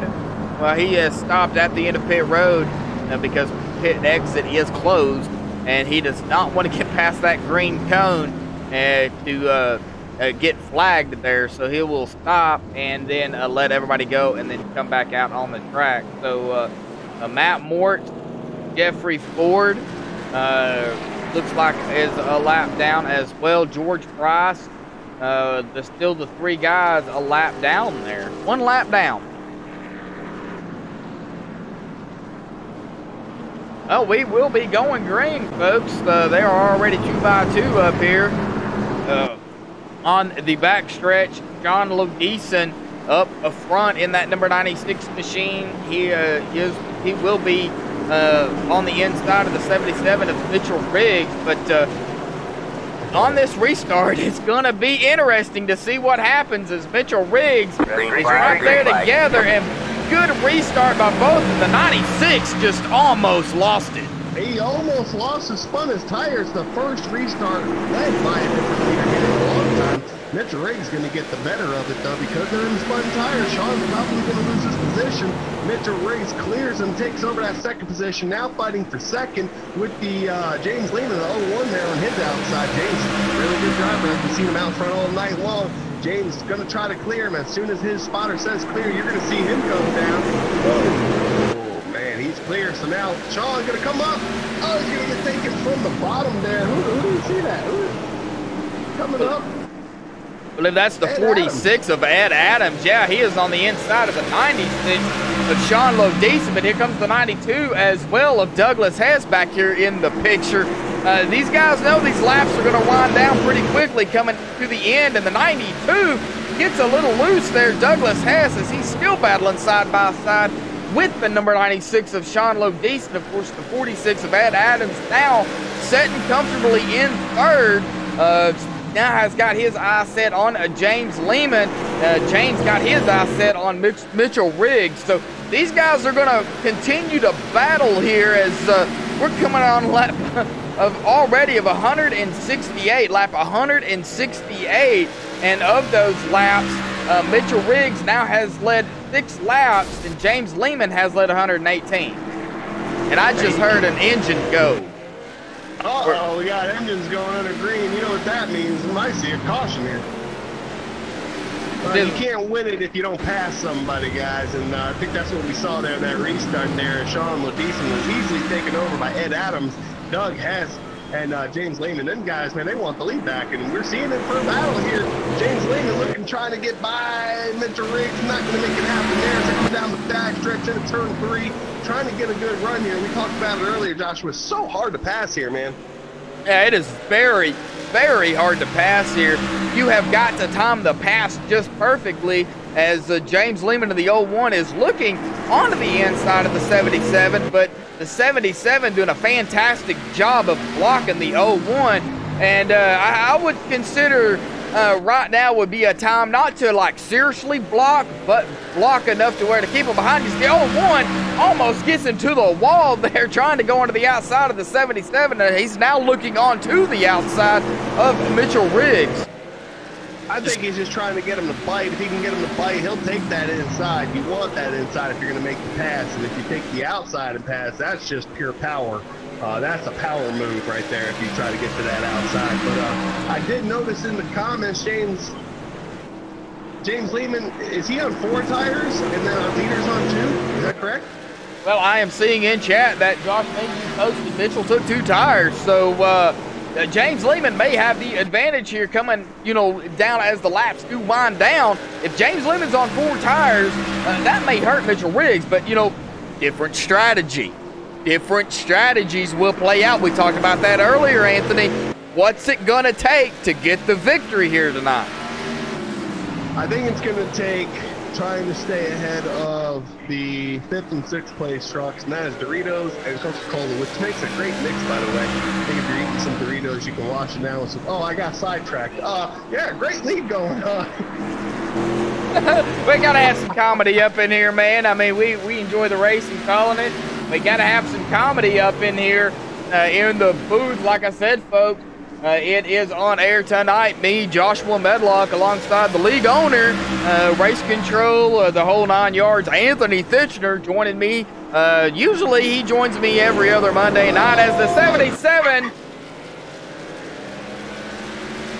Well, that's going to cost him some positions. He checked up for that. That was good. He could have wrecked him right there. Mitchell comes on the mic and says, that was kind of fun.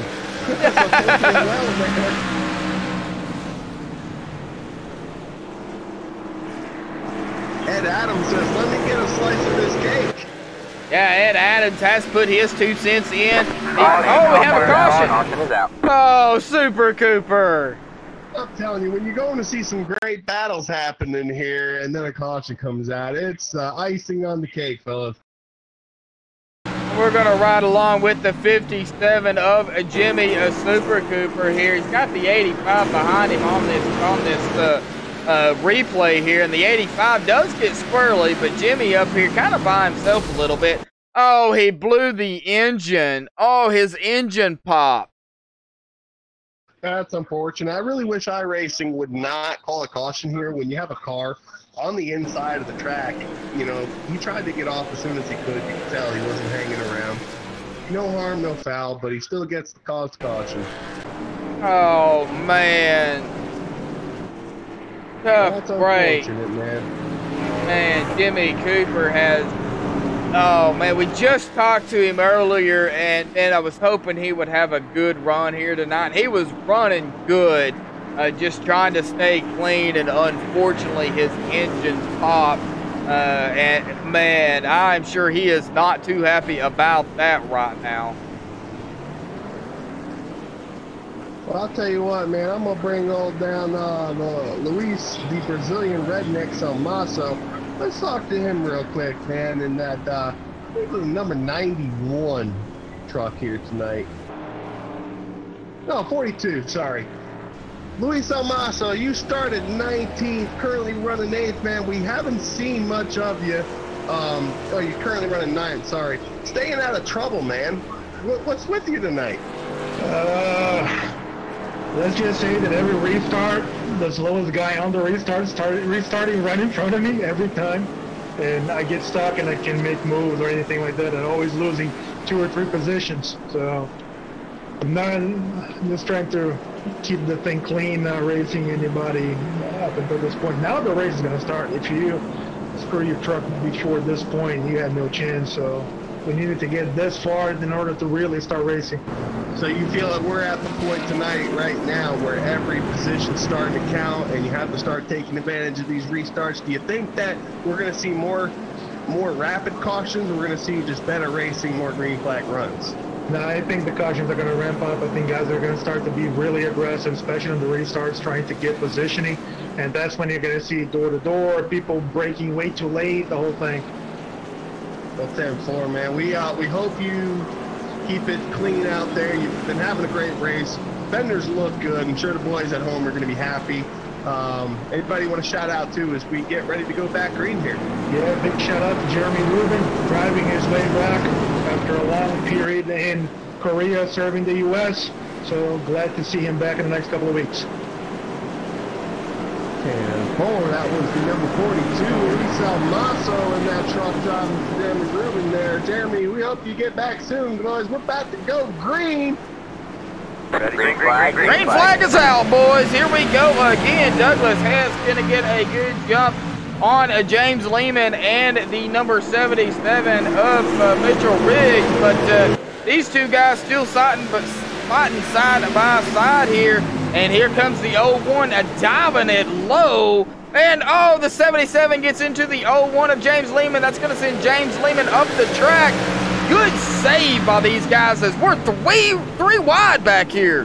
3 wide at Martinsville Speedway. This is not real. We got to see it right. And there it is. Chuck Harrell in the water. Caution is out. Oh, man. Unreal. Oh, my God. You know, Luis didn't lie when he said we're probably going to see some more aggressive racing here. Yeah, you know, we heard it from Luis.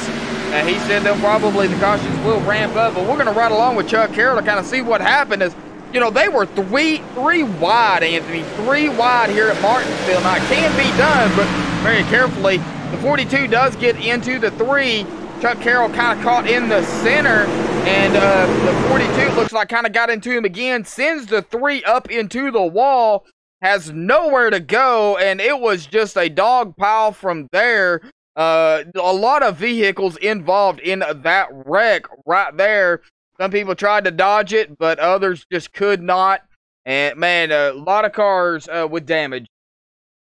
Yeah, it looked like Chuck Carroll got into the wall there from a little bit of contact by none other than Luis Almaso. We just talked to him, and that's going to be Luis's first one of the night there, as I don't have the 42 written down. Still now, but just Luis already said it. You know, you got to start taking advantage of these situations here. So Chuck Carroll on the wrong side of that. Also George Price in 48. Chuck talked about him earlier. He's a past ECR champion, one of the guys who, you know, really competitive, always up there, gets at least a win every season. Taken out of this race because of that one right there. Nowhere to go. Gets into Chuck Carroll. Night is over. Oh, tough break for these guys right here. And Daniel Reese chat, well, the 71 is out, motor blue, and it didn't give any option for repairs. So I don't know what to tell you about that, Daniel. Contact iRacing to see if they can maybe look into that. That may be something having to do with the iRacing glitches. I know they've been having a few since the updates have been happening, so that may be maybe one of the glitches that's happening. You should have the option for repair.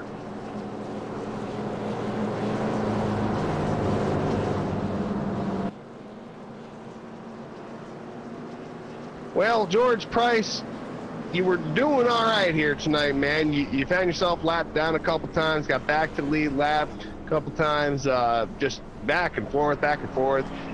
Really hard racing here tonight, man, as we've seen. It just didn't happen the way you wanted it to happen. There was nowhere to go. We watched there. I rode along with you on that caution. What happened?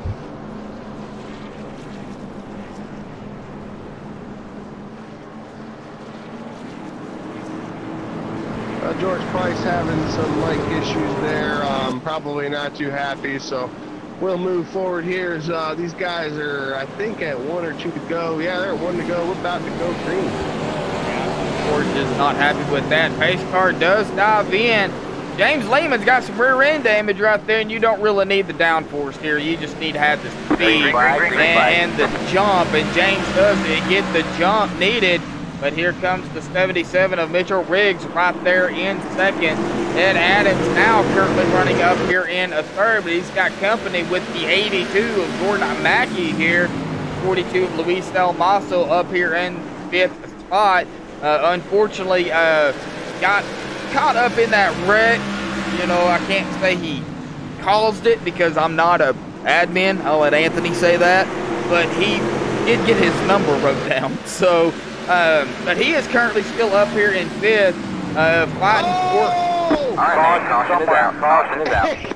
I hate to cut you off. We got another caution, man. This one was 83. 1 and 2, man. He's on the outside, and they're racing side by side. And then I believe Jeffrey Ford comes across the bumper there. Didn't know there was a car to his outside. Bam! Gets into the wall there. The 98 Jeffrey Ford comes up. I think he took himself out. We're on it right now. Yeah, the 98 does come up just a hair in a 2. The 83. The 98 comes up into the 83. 83 going to have some heavy damage, and the 98 hits the wall hard. The 98 being, well, if I can find him here. Jeffrey Ford, yeah.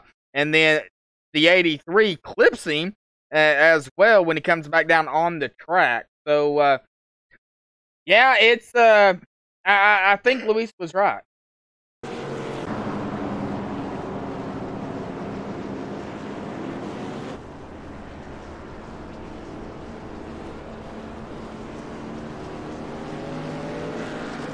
So far, 10 cautions here Some of those, I believe, are when the admins actually push the caution button to let everybody, you know, kind of catch up, or when somebody's screen went black. You know, so that, you know, I don't know if that adds it to it, but according to my caution count and the numbers here, we're up to 10 so far with 43 caution laps and 13 lead changes. And Jeffrey Ford's going to lose a lap. He did not beat the pace car out of the pits. That's a tough break.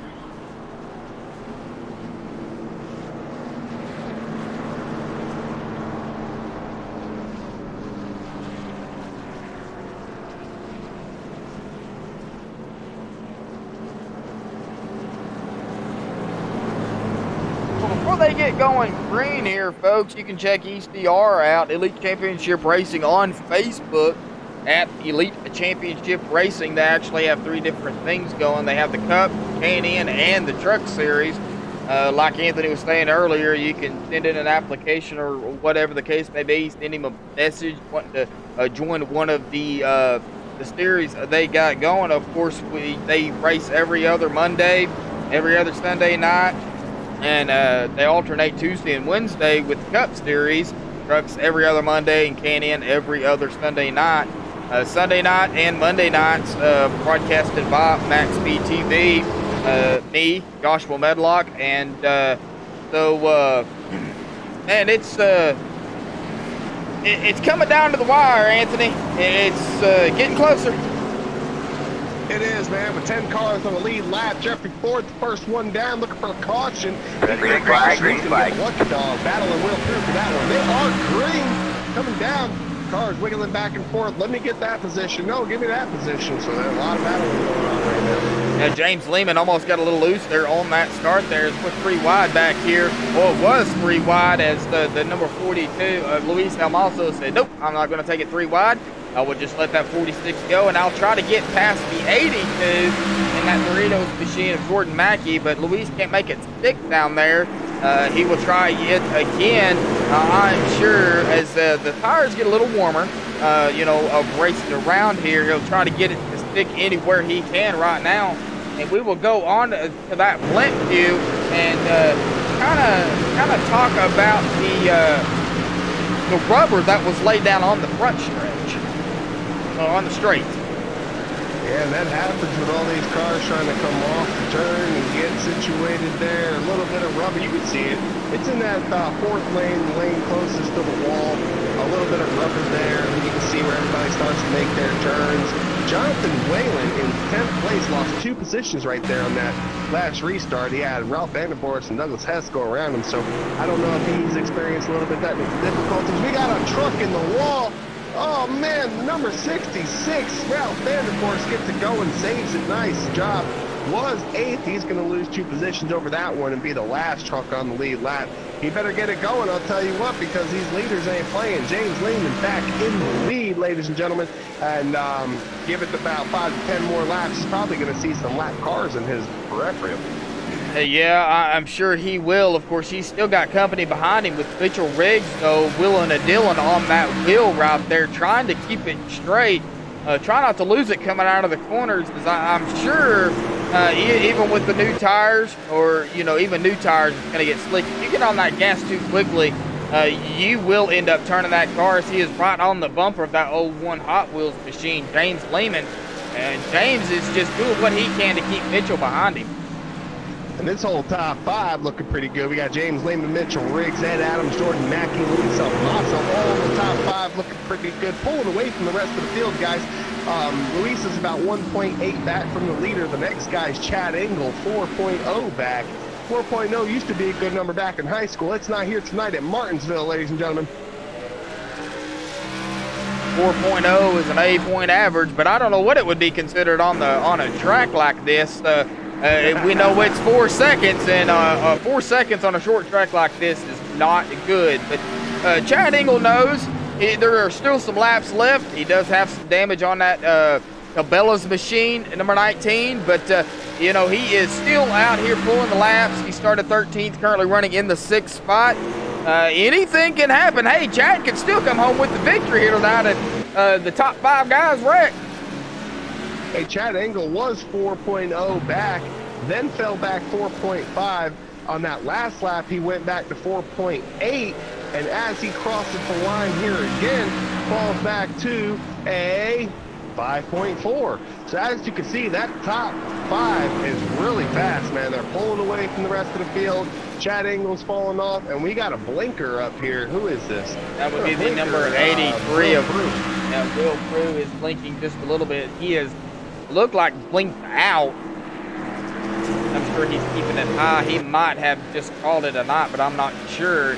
He's not came back on my my driver's box here, but you know, we're going to go through the top 10 here real quick, folks. James Lehman currently started first. Mitchell Riggs started 7th, currently running in 2nd. Ed Adams started 10th in a 3rd spot. Jordan Makey started 8th, currently running in 4th. And Luis Del Maso started 19th, currently running in the 5th spot. Anthony. And Will Prue, the 83 truck, showing a 2,125 ping. That's never good. That's not good at all, you know, and that's a high ping. Yeah, a little bit. I mean, the average guy sitting around 66 to 100. He's sitting at 2,100, so probably going to either lag out or sit in the pits for a little bit here, because when you start blinking like that, you automatically become lapped down, and I'm not seeing where he's at right now, but I can tell that he lost a few laps there, 6 laps down so far. Will Prue is setting on pit road, blinking still heavily, so he's trying to, I'm sure, get that under control, but he is on pit road. Chad Engel caught on the outside here as Doug Hess, number 92, gets around him. This is a battle for 6th position. I don't know if it's over with, because we also have Jim Westerfield in that 27 truck looking to try to get to the inside as well on that Cabela's number 19. A lot of good racing going on here, guys, all around the track. You can find action here at ECR League. Visit us at www.ecrleague.com. All over Facebook, all over YouTube. Hit us up. And MaxSpeedTV bringing you the action. Josh, is there action? Oh, there's action. There's action every other week. Monday nights, Tuesday and Wednesday nights when y'all do the Cups. The Cup Series, and you know, it's action every week. Y'all have a big turnout every week. You know, at least 30 cars roughly. Sometimes y'all have more. I have not seen less than 30 since I have been broadcasting the races here for ECR. Of course, you can check MaxSpeedTV out at MaxSpeedTV.com, as well on Facebook at Facebook.com/MaxSpeedTV as well. We pretty much stream 7 days a week, folks, sometimes 8 days a week. That's a figure of speech because there's no 8 days in a week, but some nights we have a double broadcast going on, so be sure to check that out, as well as James Lehman up here dominating, has led 150 laps so far for the ECR Truck Series, and he's not looking back, and he's got a gap between him and Mitchell Riggs of about a second and a half. My favorite view right here is Luis Almaso in that 42, sitting in a bar chase, man. He is just battling. Bar chase is probably one of my favorite views. You get to watch these guys lined up racing side by side as they're going, battling for it. It's kind of like an NFL camera that follows a zip line. You know, it's the same zip line all the way around, and you get to see these guys battle it out. He can see the leaders. He's not too far back, but man, these leaders are battling. James Lehman only 1 second ahead. That 1 second isn't much here at a track like Martinsville Speedway. You make one mistake and it's your butt. So James Lehman currently battling lap traffic as he gets around Jonathan Whalen in that 85 truck. 85 is going to fall in line, and Mitchell Riggs just trying to find where he's getting it. Guys, lap traffic playing a huge factor here in the final closing laps. Now we are closing the laps. We are over 205 laps done here as James crosses the line. We'll be on lap 208 of 250. So I think they got it pretty much under control here tonight. Anthony, but I wouldn't bet on another caution, maybe, because as these laps do wind down even further and further, these guys are going to battle for the top spots that they can. And right now, James Lehman not looking back any further because he knows Mitchell's right there.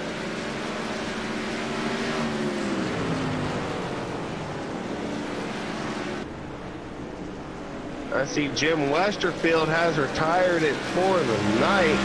Wasn't his night here tonight. Had a few issues. Number 27, 8 laps down. Was in 12th place. Isn't that something?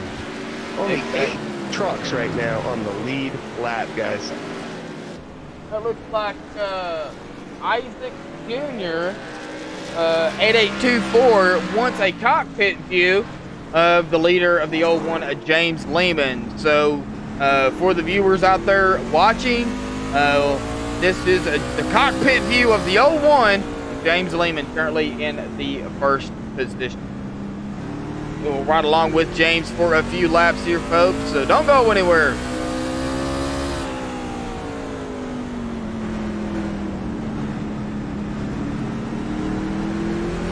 Fouled by Ed Adams.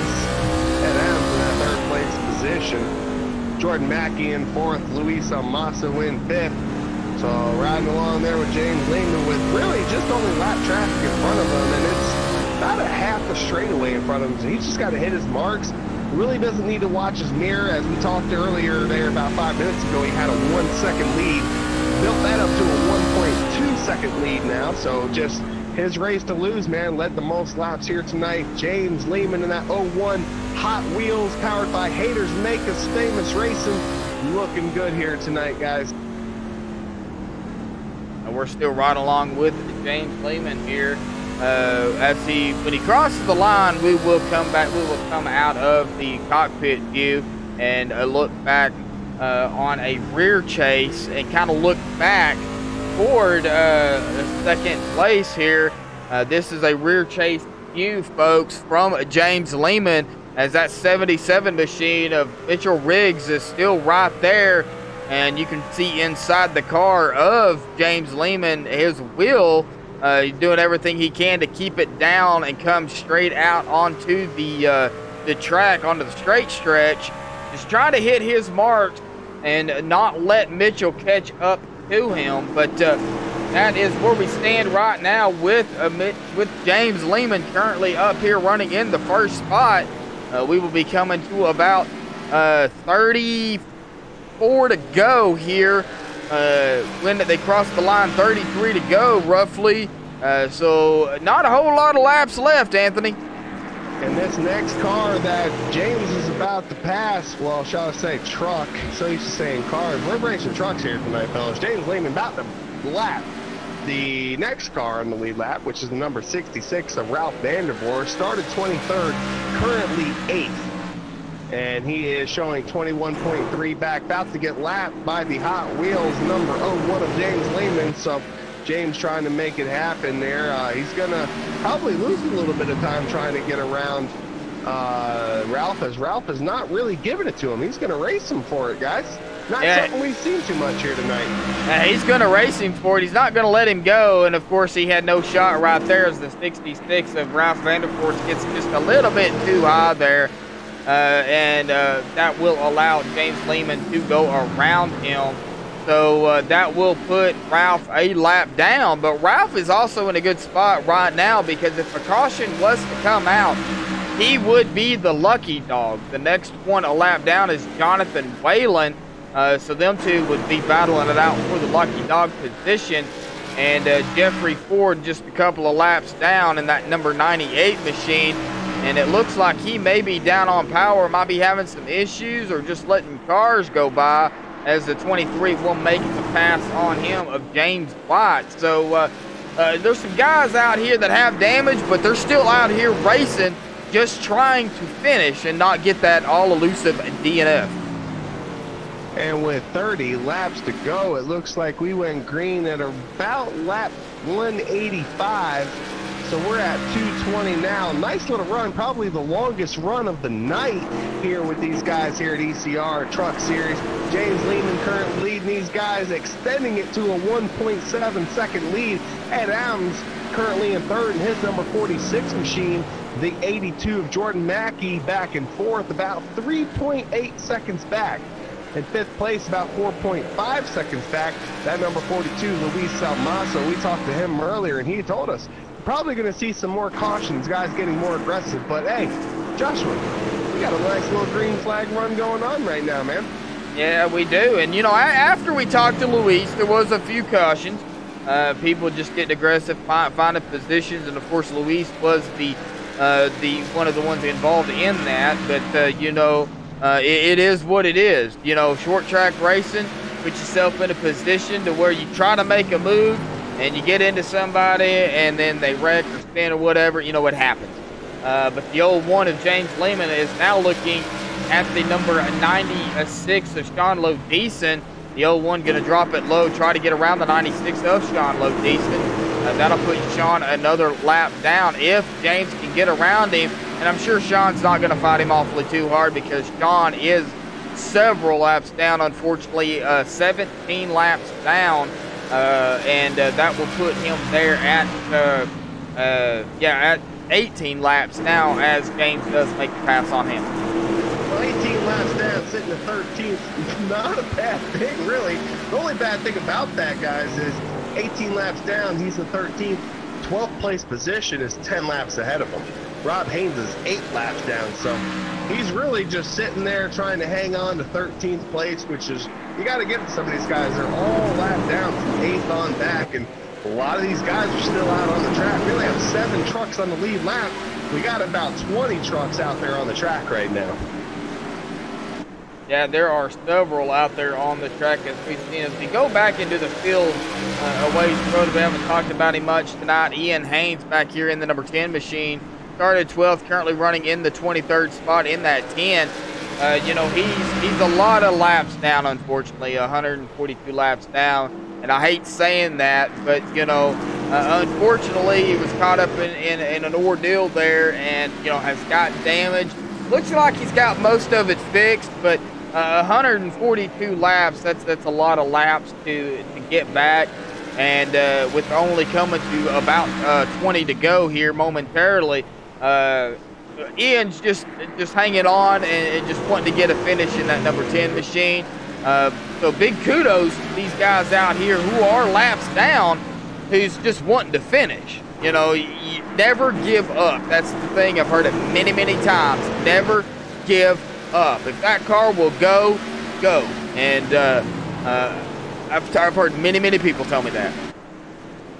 Absolutely, and he really doesn't have anything to worry about because the 95 truck currently is not on the track. Ian Hayes currently running in the 23rd position. You know, he finished 13th at Daytona, 21st at Vegas, so he missed one race so far this season. Still looking for that top 10, not going to find it here tonight. Some of these guys continue to struggle to try to find speed or consistency, and maybe even a little bit of luck, you know. I mean, he started 16th at Vegas, probably could have had a chance, but just got into a little bit of an issue and finished 21st. But I'll tell you what, hasn't led a lap yet this season, still looking to do that. You know, he doesn't have too many incidents. Guys like this, they're trying to find their way. And I'm going to tell you what, don't give up on Ian Hayes. Daniel Reese, Michael Guidry, all these guys in the back, they got heart. And as long as you're willing to learn and you show up every week, continue to get better, you're going to see that with some of these guys, man. They don't give up. You can only get better if you don't give up, because if you give up and quit, you're not going to get better. And I've seen that here, you know, with Jeffrey Ford, 10th place here tonight. I could go back and try to find you some stats of last year and how many top 10s he's got, and he came a long way fighting. You know, that's what it's all about. So you see Ed Adams here tonight, 3rd place position, man. This is probably going to be one of his better finishes this year. Just keep on fighting, man. That's the slogan here for tonight. James Lehman, currently your leader with a 1.6 lead over Mitchell Riggs.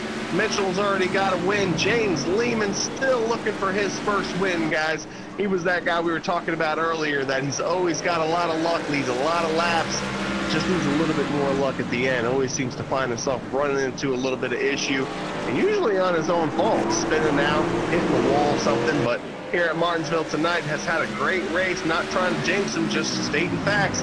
Still got a long race to go, as James Lehman is currently leading the field. Mitchell Riggs started 7th, currently 2nd. Ed Adams started 10th, currently 3rd. Luis Almaso still in the top 5, started 19th, but our biggest mover of the race so far, Jonathan Whalen, back in 9th place, guys. 85 truck, 2 laps down. James Lehman running into a few technical difficulties there, as lap traffic is really scaring him. He's got his hands full, guys. James Lehman continuing to fight in lap traffic. James Lehman does get around that number 16 machine there, who's out here on the track of Charles Idell.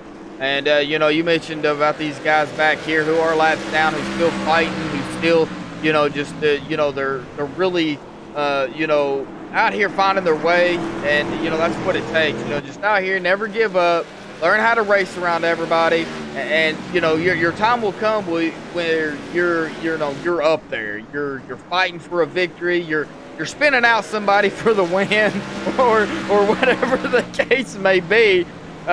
You know, I say it every time when I'm racing. If I'm side by side with somebody, I'm not gonna wreck you on purpose to win, but I'm gonna make you earn your win, because if you wreck, I'm probably gonna end up wrecking with you.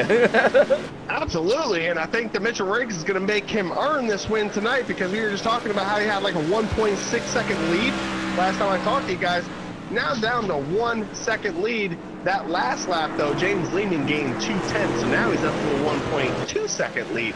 Lap traffic has not been playing very nice with our leader, James Lehman, and that's how it is pretty much. When you're a lap car, you see the leader coming, you want to fight him.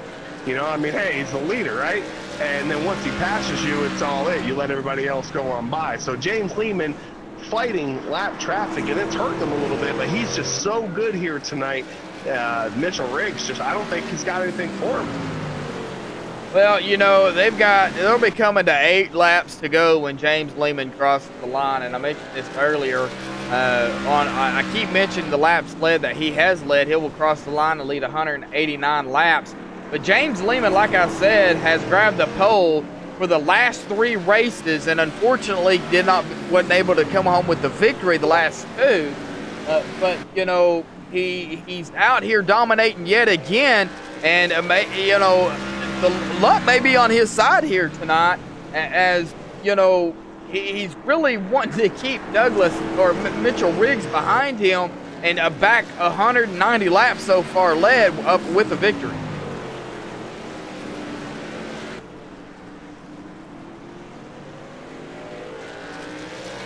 James Lehman grabbed the pole for Las Vegas and Atlanta, the last 2 races that they did.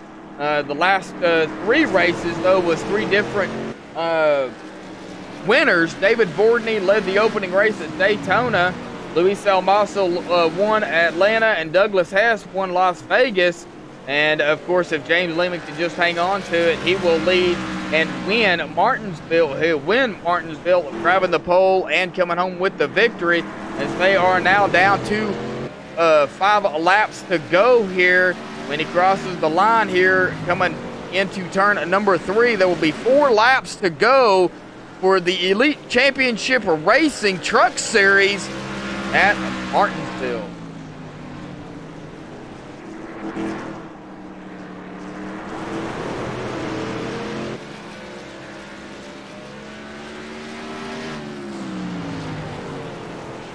And I am back. Sorry about that. It is all right. Now James Lehman will cross the line. Now there are 3 laps to go, and James Lehman doing still everything he can to keep Mitchell behind him. And if James can keep it up, there will be 4 different winners for the first 4 races for the ECR Truck Series. And I'm sure James is filling the tires right now, James getting a little squirrely. James, hold on to it, bud. You've got 2 laps to go, and you will come home with the victory, and I'm sure that's what he's doing. He's just trying to keep it straight and using that wall to keep it straight, as he is now going to go on to the inside of the 48. 48 just going to let him by, not fight him at all. He will cross the line here. White flag is in the air for the ECR Truck Series here at Martinsville, folks. James Lehman, just 2 more turns, and he will have the victory with 250 laps. So the 01 of James Lehman will make his way around a turn to number 4, coming on to the front stretch. James Lehman wins at Martinsville with a 197 laps. I'm sorry, I looked at it wrong. 197 laps led here tonight. You know, 197 laps led, man. That's more laps led than 196. That's a lot of laps. I'm just messing around. So many laps. Like 250 lap race, you led 197. That's amazing. And the thing you hate the most is see some drivers lose those races. So when you see somebody lead that many laps in dominating fashion, he goes on to win the race. Good win, man. Feel real good for him tonight. I'm probably being a little bit biased because I own that truck. Well, we got a pretty good shot at James Lehman as he crossed the finish line there. Going to be doing his burnouts. We will pause real quick, folks, to get the top 3 down here for an interview, and we will be right back.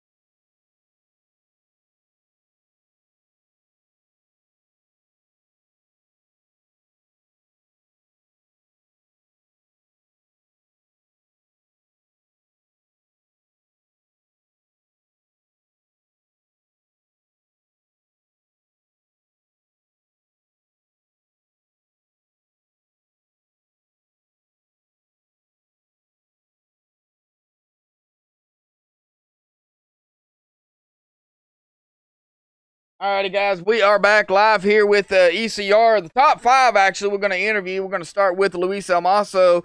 Luis, you know, you started 19th, long race, 250 laps. You did what you had to do to put it in the top 5. You know, we talked to you during the race, and you said the cautions would end up coming out as, you know, as it did. You had a few cautions there. Talk about the racing and what it took to get that truck into the top 5 there, bud. luck most of all, just not being on the receiving end of anything stupid. So, a long race. I don't think the setups for this truck, we ran a fixed setup tonight, so I don't think the setup was not even close to what it could have been. We ran here in the Road to Pro a couple of weeks ago, and we were able to make those trucks really be able to drive and attack and go side by side. The way that these ones were behaving was pretty much impossible once you go single file. Either the guy in front of you makes a mistake, or you need to be really stupid and just dive it in and pray to God that something would happen. And then you're putting yourself and everybody else around you in jeopardy. So it is what it is. Some guys are, to my taste, are too aggressive sometimes, and you have a choice at that point. Either you take your foot out of the gas and save everybody, or you just wreck everybody and mayhem will start. So in a track like this one, the way the race it is, if you decide that you're going to save yourself and everybody else, this is what happens. So then you cannot pass, you cannot do anything. It is what it is. It's Martinsville, so I'm not sure anybody likes this place, and there's a reason. Some people would just endure it. And let's go to a track where we can really run and have a different strategy. You can save your stuff, you can race side by side, and races like this, they're just boring.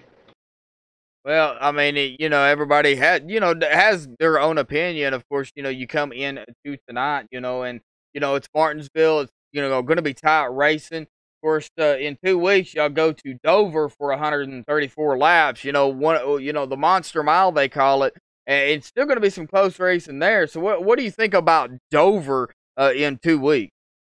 At Dover, you can run side by side. You can run different strategies. You can stay out longer and have a real fall off on the tires. So it's a completely different thing. It's a lot more fun because it is a harder place for you to drive because of the concrete and everything else.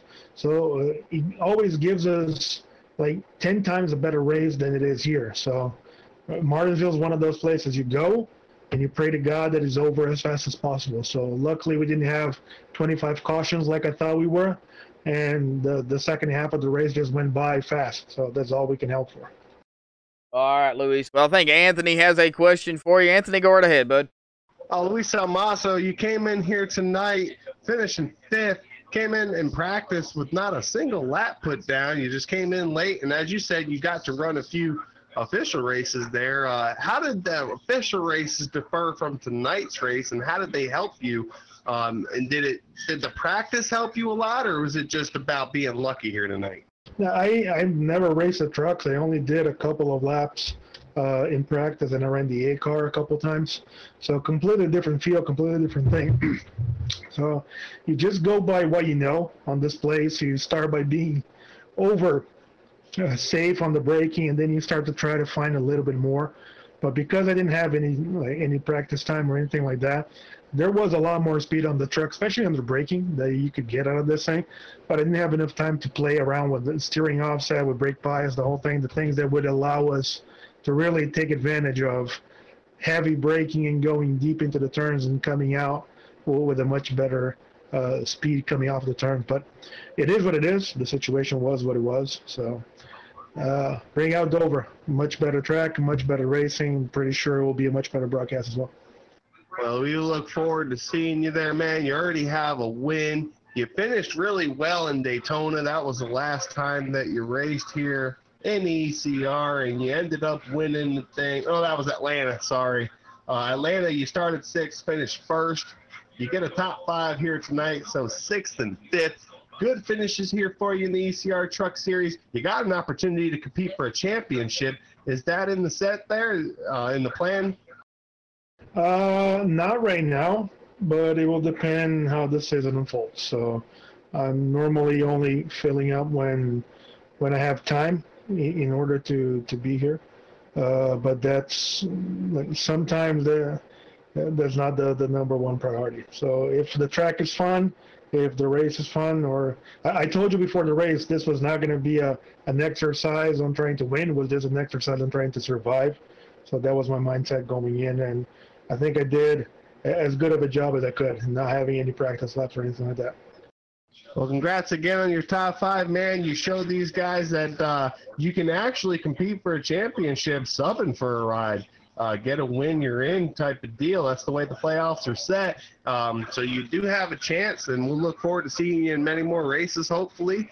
And if you find yourself in the playoffs, hopefully you find yourself competing. And, man, is there anybody you would like to thank? I really need to give a big shout out to Jeremy Rubin. For those of you watching the broadcast, Jeremy is a current member of ECR, but had to step away from racing last year. Jeremy is an active member of our armed forces, and he got deployed for 1 year of duty in South Korea. So he just finished that tour of duty, and he's coming back home. So this is his truck, one of his trucks for his team, and he needed a sub. So can't think of a better guy to sub in. Thank him for everything that he does for the country and everything. I'm really, really looking forward to seeing him back on the track the next couple of weeks.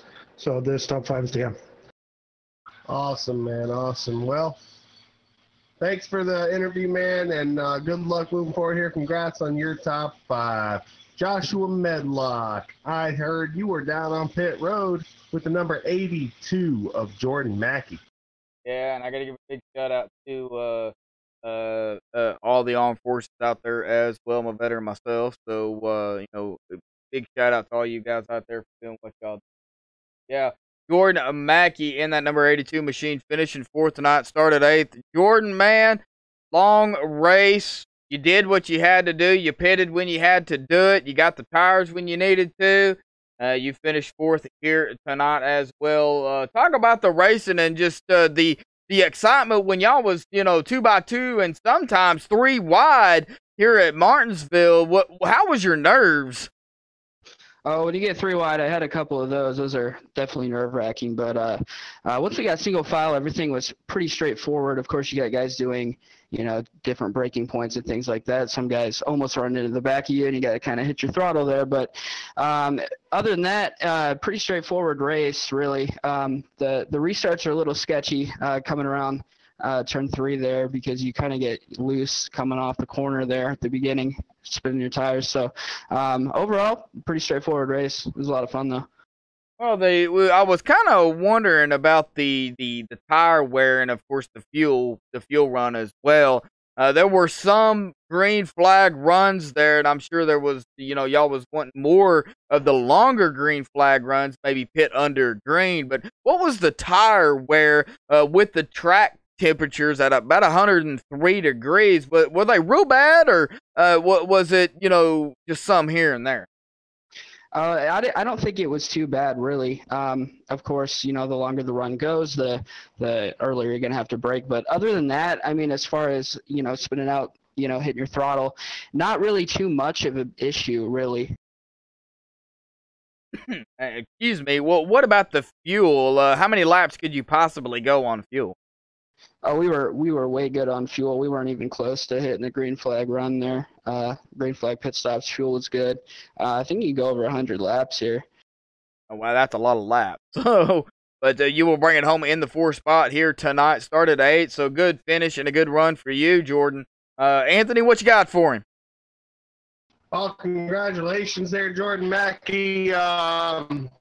Look good there tonight, man. Real proud of you as a team owner there, man. You did real good. You came in a little bit off the pace in practice. Qualifying, you seemed to get a little bit faster, but even looking at the times, you were still about 4/10 off of our qualifier. So what was it that made you guys able to work your way up through traffic? I've seen a lot of guys here tonight have the ability to work their way through traffic, not having that initial speed, but able to just work the traffic a little bit better. What was the little bit of magic behind that? I've never been a fast qualifier. I'm always the kind of guy who's pretty good at saving tires, so I usually do that, and that works well for me. So I seem to brake a little earlier than everybody else does, and that seems to save my tires a little bit for the longer runs, so that I have some speed. We had some green flag runs there that allowed me to kind of move up as the runs went on. Awesome, man. Awesome. Is there anybody you would like to thank here tonight? You had a great run. And I'm sure he had a couple of people cheering you on there. So number 82, Jordan Mackey, anybody you'd like to thank? Well, I definitely have to thank you, of course, for putting me in the car, so appreciate that. Thanks, Josh, for putting this on as well. And shout out to Lehman there, my teammate, for getting the win there. He was on a league of his own here all day long, so congratulations to him, and thanks for the admins putting on the races and working hard to get these things going, so appreciate it. Awesome, man. Awesome job, and much appreciated. Hey, man, you're the man. You know, it's good to have good drivers. And definitely think that you got one coming here. So keep it up, man. You've done a great job. Ed Adams down there with, I believe, his 46 truck still. I think he's out of his truck, got his helmet off. Joshua Medlock. Yeah, I am here. Ed Adams started 10th, man. You also did what you had to do, bringing it into the third spot. You know, it was a battle there at the beginning on that last restart between you, Mitchell, and James.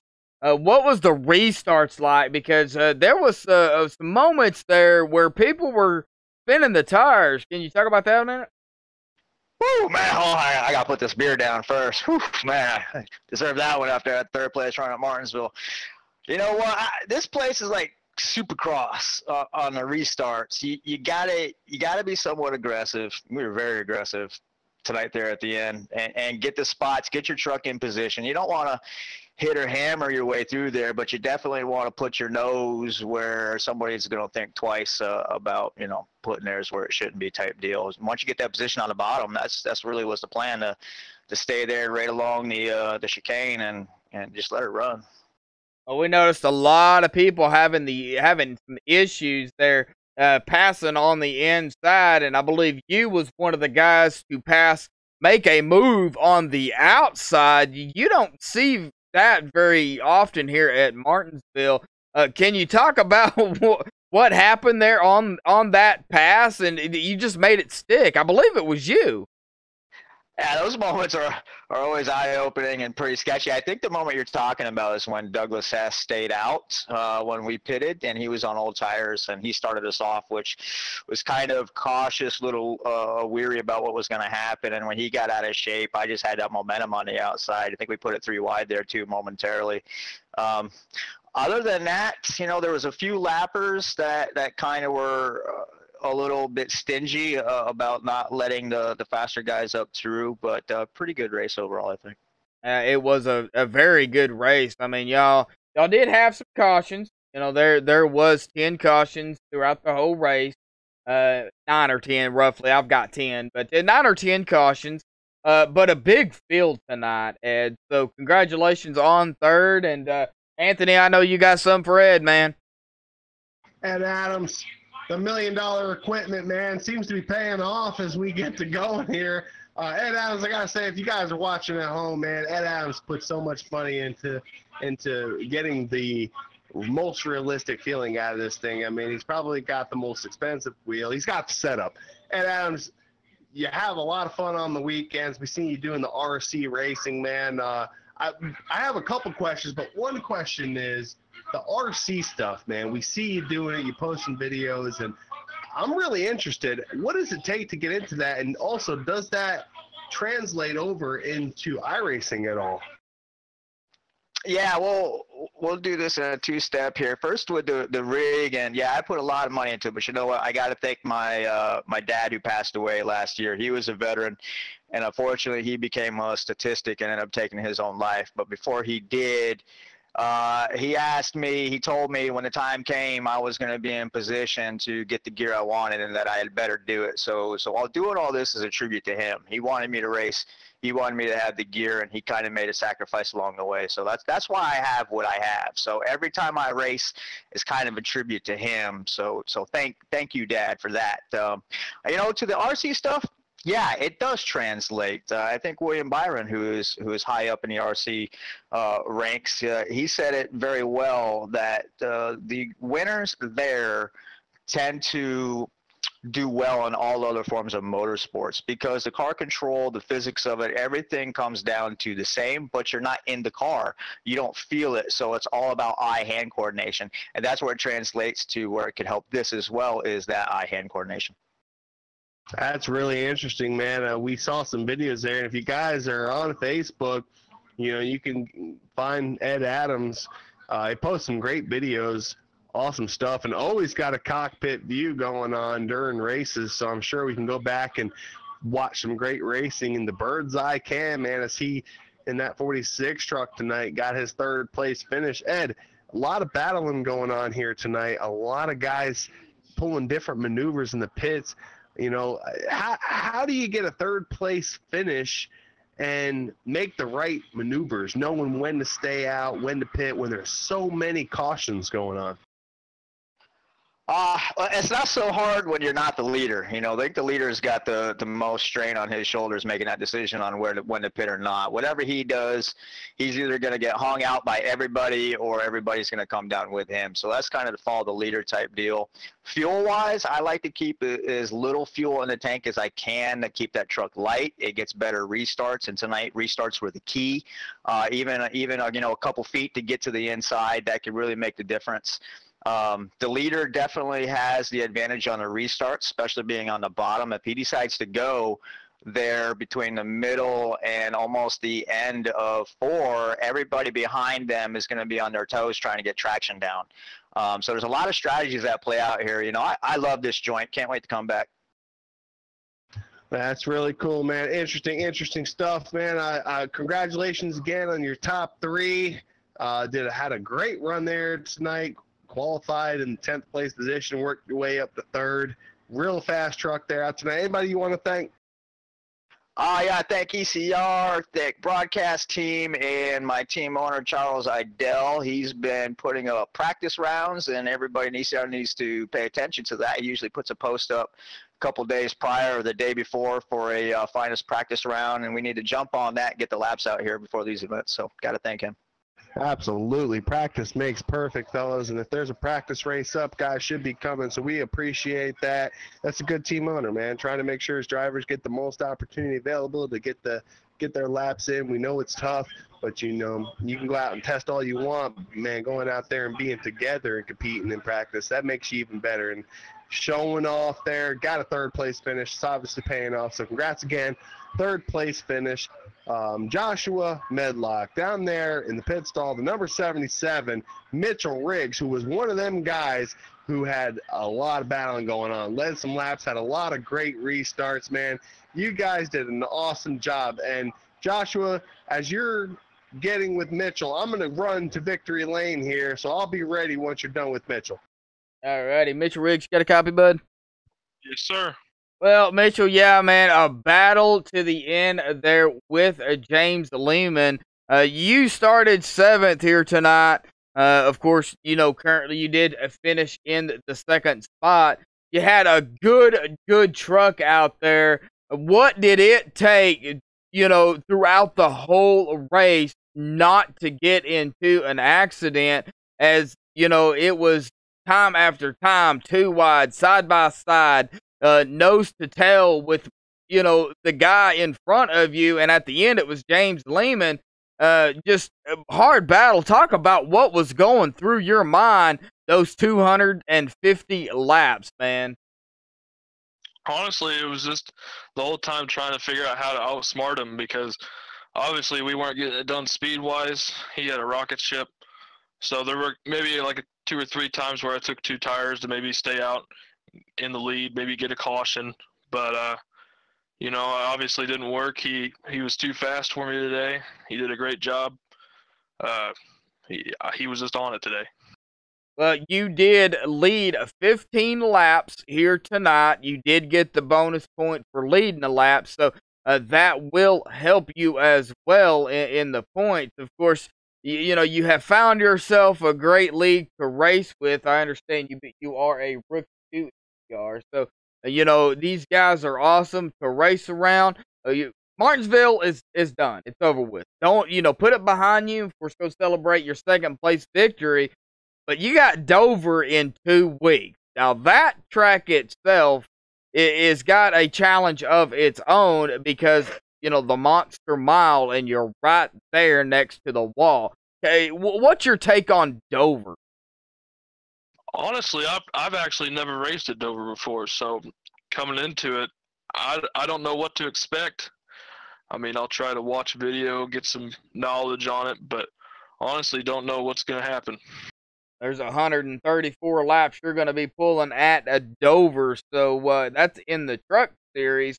And, as always, it will be live on MaxSpeedTV. But, man, congratulations on a second place again.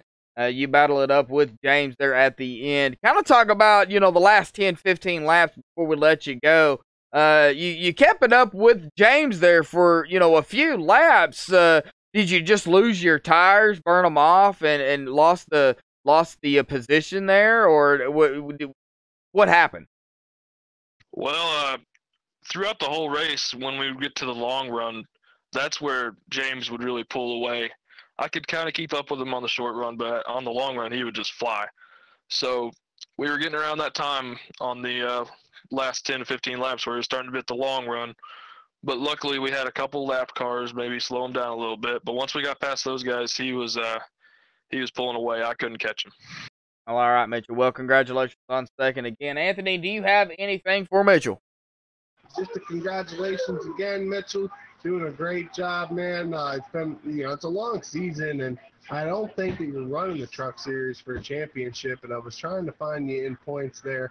I just started looking a couple minutes ago. 38th there. First start in the truck, so 38th in points, man. Still, got a top 5 under the belt. 1 start out of 4 ain't bad. It's not too late to start. Are you looking to maybe compete in this series, or is this just whenever you get the chance? I don't get a lot of Mondays to race, honestly. So whenever I do, I'll definitely try to hop in a truck and see if I can compete. Well, ladies and gentlemen, Mitchell Riggs done a great job here tonight.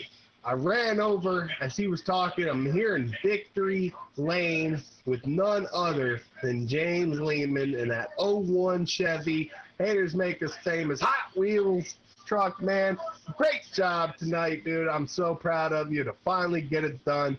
I could brag on and on, man. You got 3rd place at Daytona, and then you 3 poles in a row. Atlanta, Las Vegas, Martinsville. You started first, and you just didn't make it happen. You finished 29th at Atlanta, 28th at Las Vegas, but you finally managed to get it done here at Martinsville. The most laps led all year long out of any driver. 100 at Daytona, 50 Atlanta, 42 Vegas, 250 laps here tonight at Martinsville, and you led 197 of them. So a great run in here tonight. You finally managed to pull it off, man. Job well done. How'd you do it? Just basically a lot of practice. This is one of the tracks where sometimes you can just hop in and you go with the win, and you can actually do really good. But if you really want to come out here and win a race, you really got to put a lot of practice in and just memorizing the track. And so with all that practice, man, you get a lot of practice, and obviously you got all the poles. What has been stopping you so far this year with the most poles? That you got 4 starts, 3 poles. You moved up 11 positions tonight, by the way, 5th in points. You got to win. So what changes here tonight? It's a 2-part question. What changes here tonight moving forward, knowing that you're in the playoffs, but also you got 3 poles out of 4 starts. You're starting near the front. 4 starts, 3 poles, 1 win. What's it going to take to try to get some more wins? To answer the first question, I think I'm just gonna have to continue on with the momentum I have now, and just keep on moving forward and try to get to the top of the points before the playoffs start. And then to answer the second part of the question, it's just unlucky those 2 races, finishing like you said 29th and 28th, and starting on the pole and leading like 40 something laps in each one. It just unlucky, and then finally here to calm down my nerves and just race the track and not race everybody. It was a whole lot easier. That's it, man. Especially when you got a lot of people who are competitive. They put on that pressure and a lot of different cautions there. So you were the man with the plan. You had to know what to do. What is so hard about being a leader in a race with so many cautions?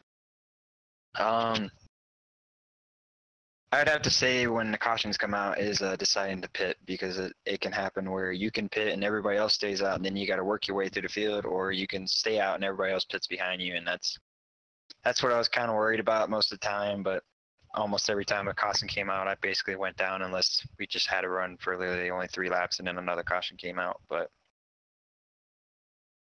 that pretty much made it easy for you tonight. I know it would have been different had it been mixed up a little bit. So it pretty much fell your way tonight. You had a great run. You gained 11 positions, and actually 3 of you guys gained 11 positions here. So 3 drivers tied tonight for the most positions gained in points, and that was you. James Lehman gained 11. Ed Adams gained 11 to climb up to the 9th place position. And your teammate, Jordan Mackey, climbed up to 23rd, 11 positions. So guys are making moves, man. Now, what's it going to take to make the playoffs in the ECR Truck Series? I'm gonna say it's just being more consistent and getting as many wins in the top 5s as you can. Heard it here first, guys. It's pretty much ABC. Run, lead laps, and win. That's the game plan here tonight. James Lehman, your winner here. Anybody you would like to thank? Then I'm going to hand it over there to Joshua Medlock, who I'm sure has plenty of questions for you. I got to thank you, Anthony, for giving me my ride. I got to thank my teammate, Jordan. He was racing me clean all night. Had a lot of fun racing him and Mitchell. And I got to give a shout out to Josh Mayer at K2B Designs for making these awesome paints. Go check them out. Awesome, awesome paints. I have almost a paint on every one of my cars that is made by him. All right, James, man. Like I said, like Anthony was talking about, congratulations on your victory here tonight. 197 laps led, man. And I just got to looking at the laps of the times, and you actually will come away tonight with the fastest lap as well with a 20.762. You actually set that on lap number 3, so you were flying around that track here tonight.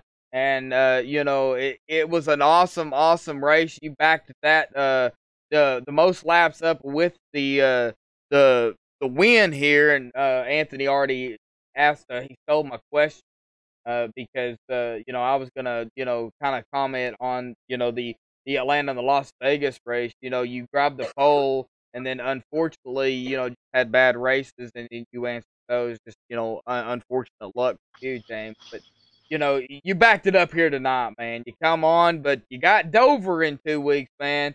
What's it going to take to back up another win at Dover? I'm going to be honest, Dover is not one of my stronger tracks, so I will be putting in a lot of practice next 2 weeks for that race. But I think Dover's mainly a tire track, so people think Bristol's pretty bad with tire wear. If they've ever raced there, Dover's pretty bad. I think it falls off 2 seconds within 30 laps. Wow, that is a lot of. You know, it was broadcast, of course, by me at MaxSpeedTV in the booth. If nothing comes up, also will be Anthony as well doing race control as well. But congratulations, James, on your victory here tonight. 250 laps is a lot of laps. 10 cautions. Martinsville is in the past. Put it behind you. Go celebrate your victory here tonight. Look forward to seeing you in 2 weeks on April the 16th at Dover, man. Thank you, Josh. Oh, you're no problem, James. All righty, folks. That is the top of 5 here for ECR. We will go on to the results here real quickly and then get out of here. James Lehman going to come home with the victory here tonight for the ECR Truck Series at Martinsville. So, yet again, James, congratulations on the win. Mitchell Riggs going to come in at a close second. You know, really close. I mean, about a second, almost 2 seconds behind him. But, you know, 2 seconds is not a lot on a short track like this. So, Mitchell Riggs will finish in second spot. Ed Adams in third.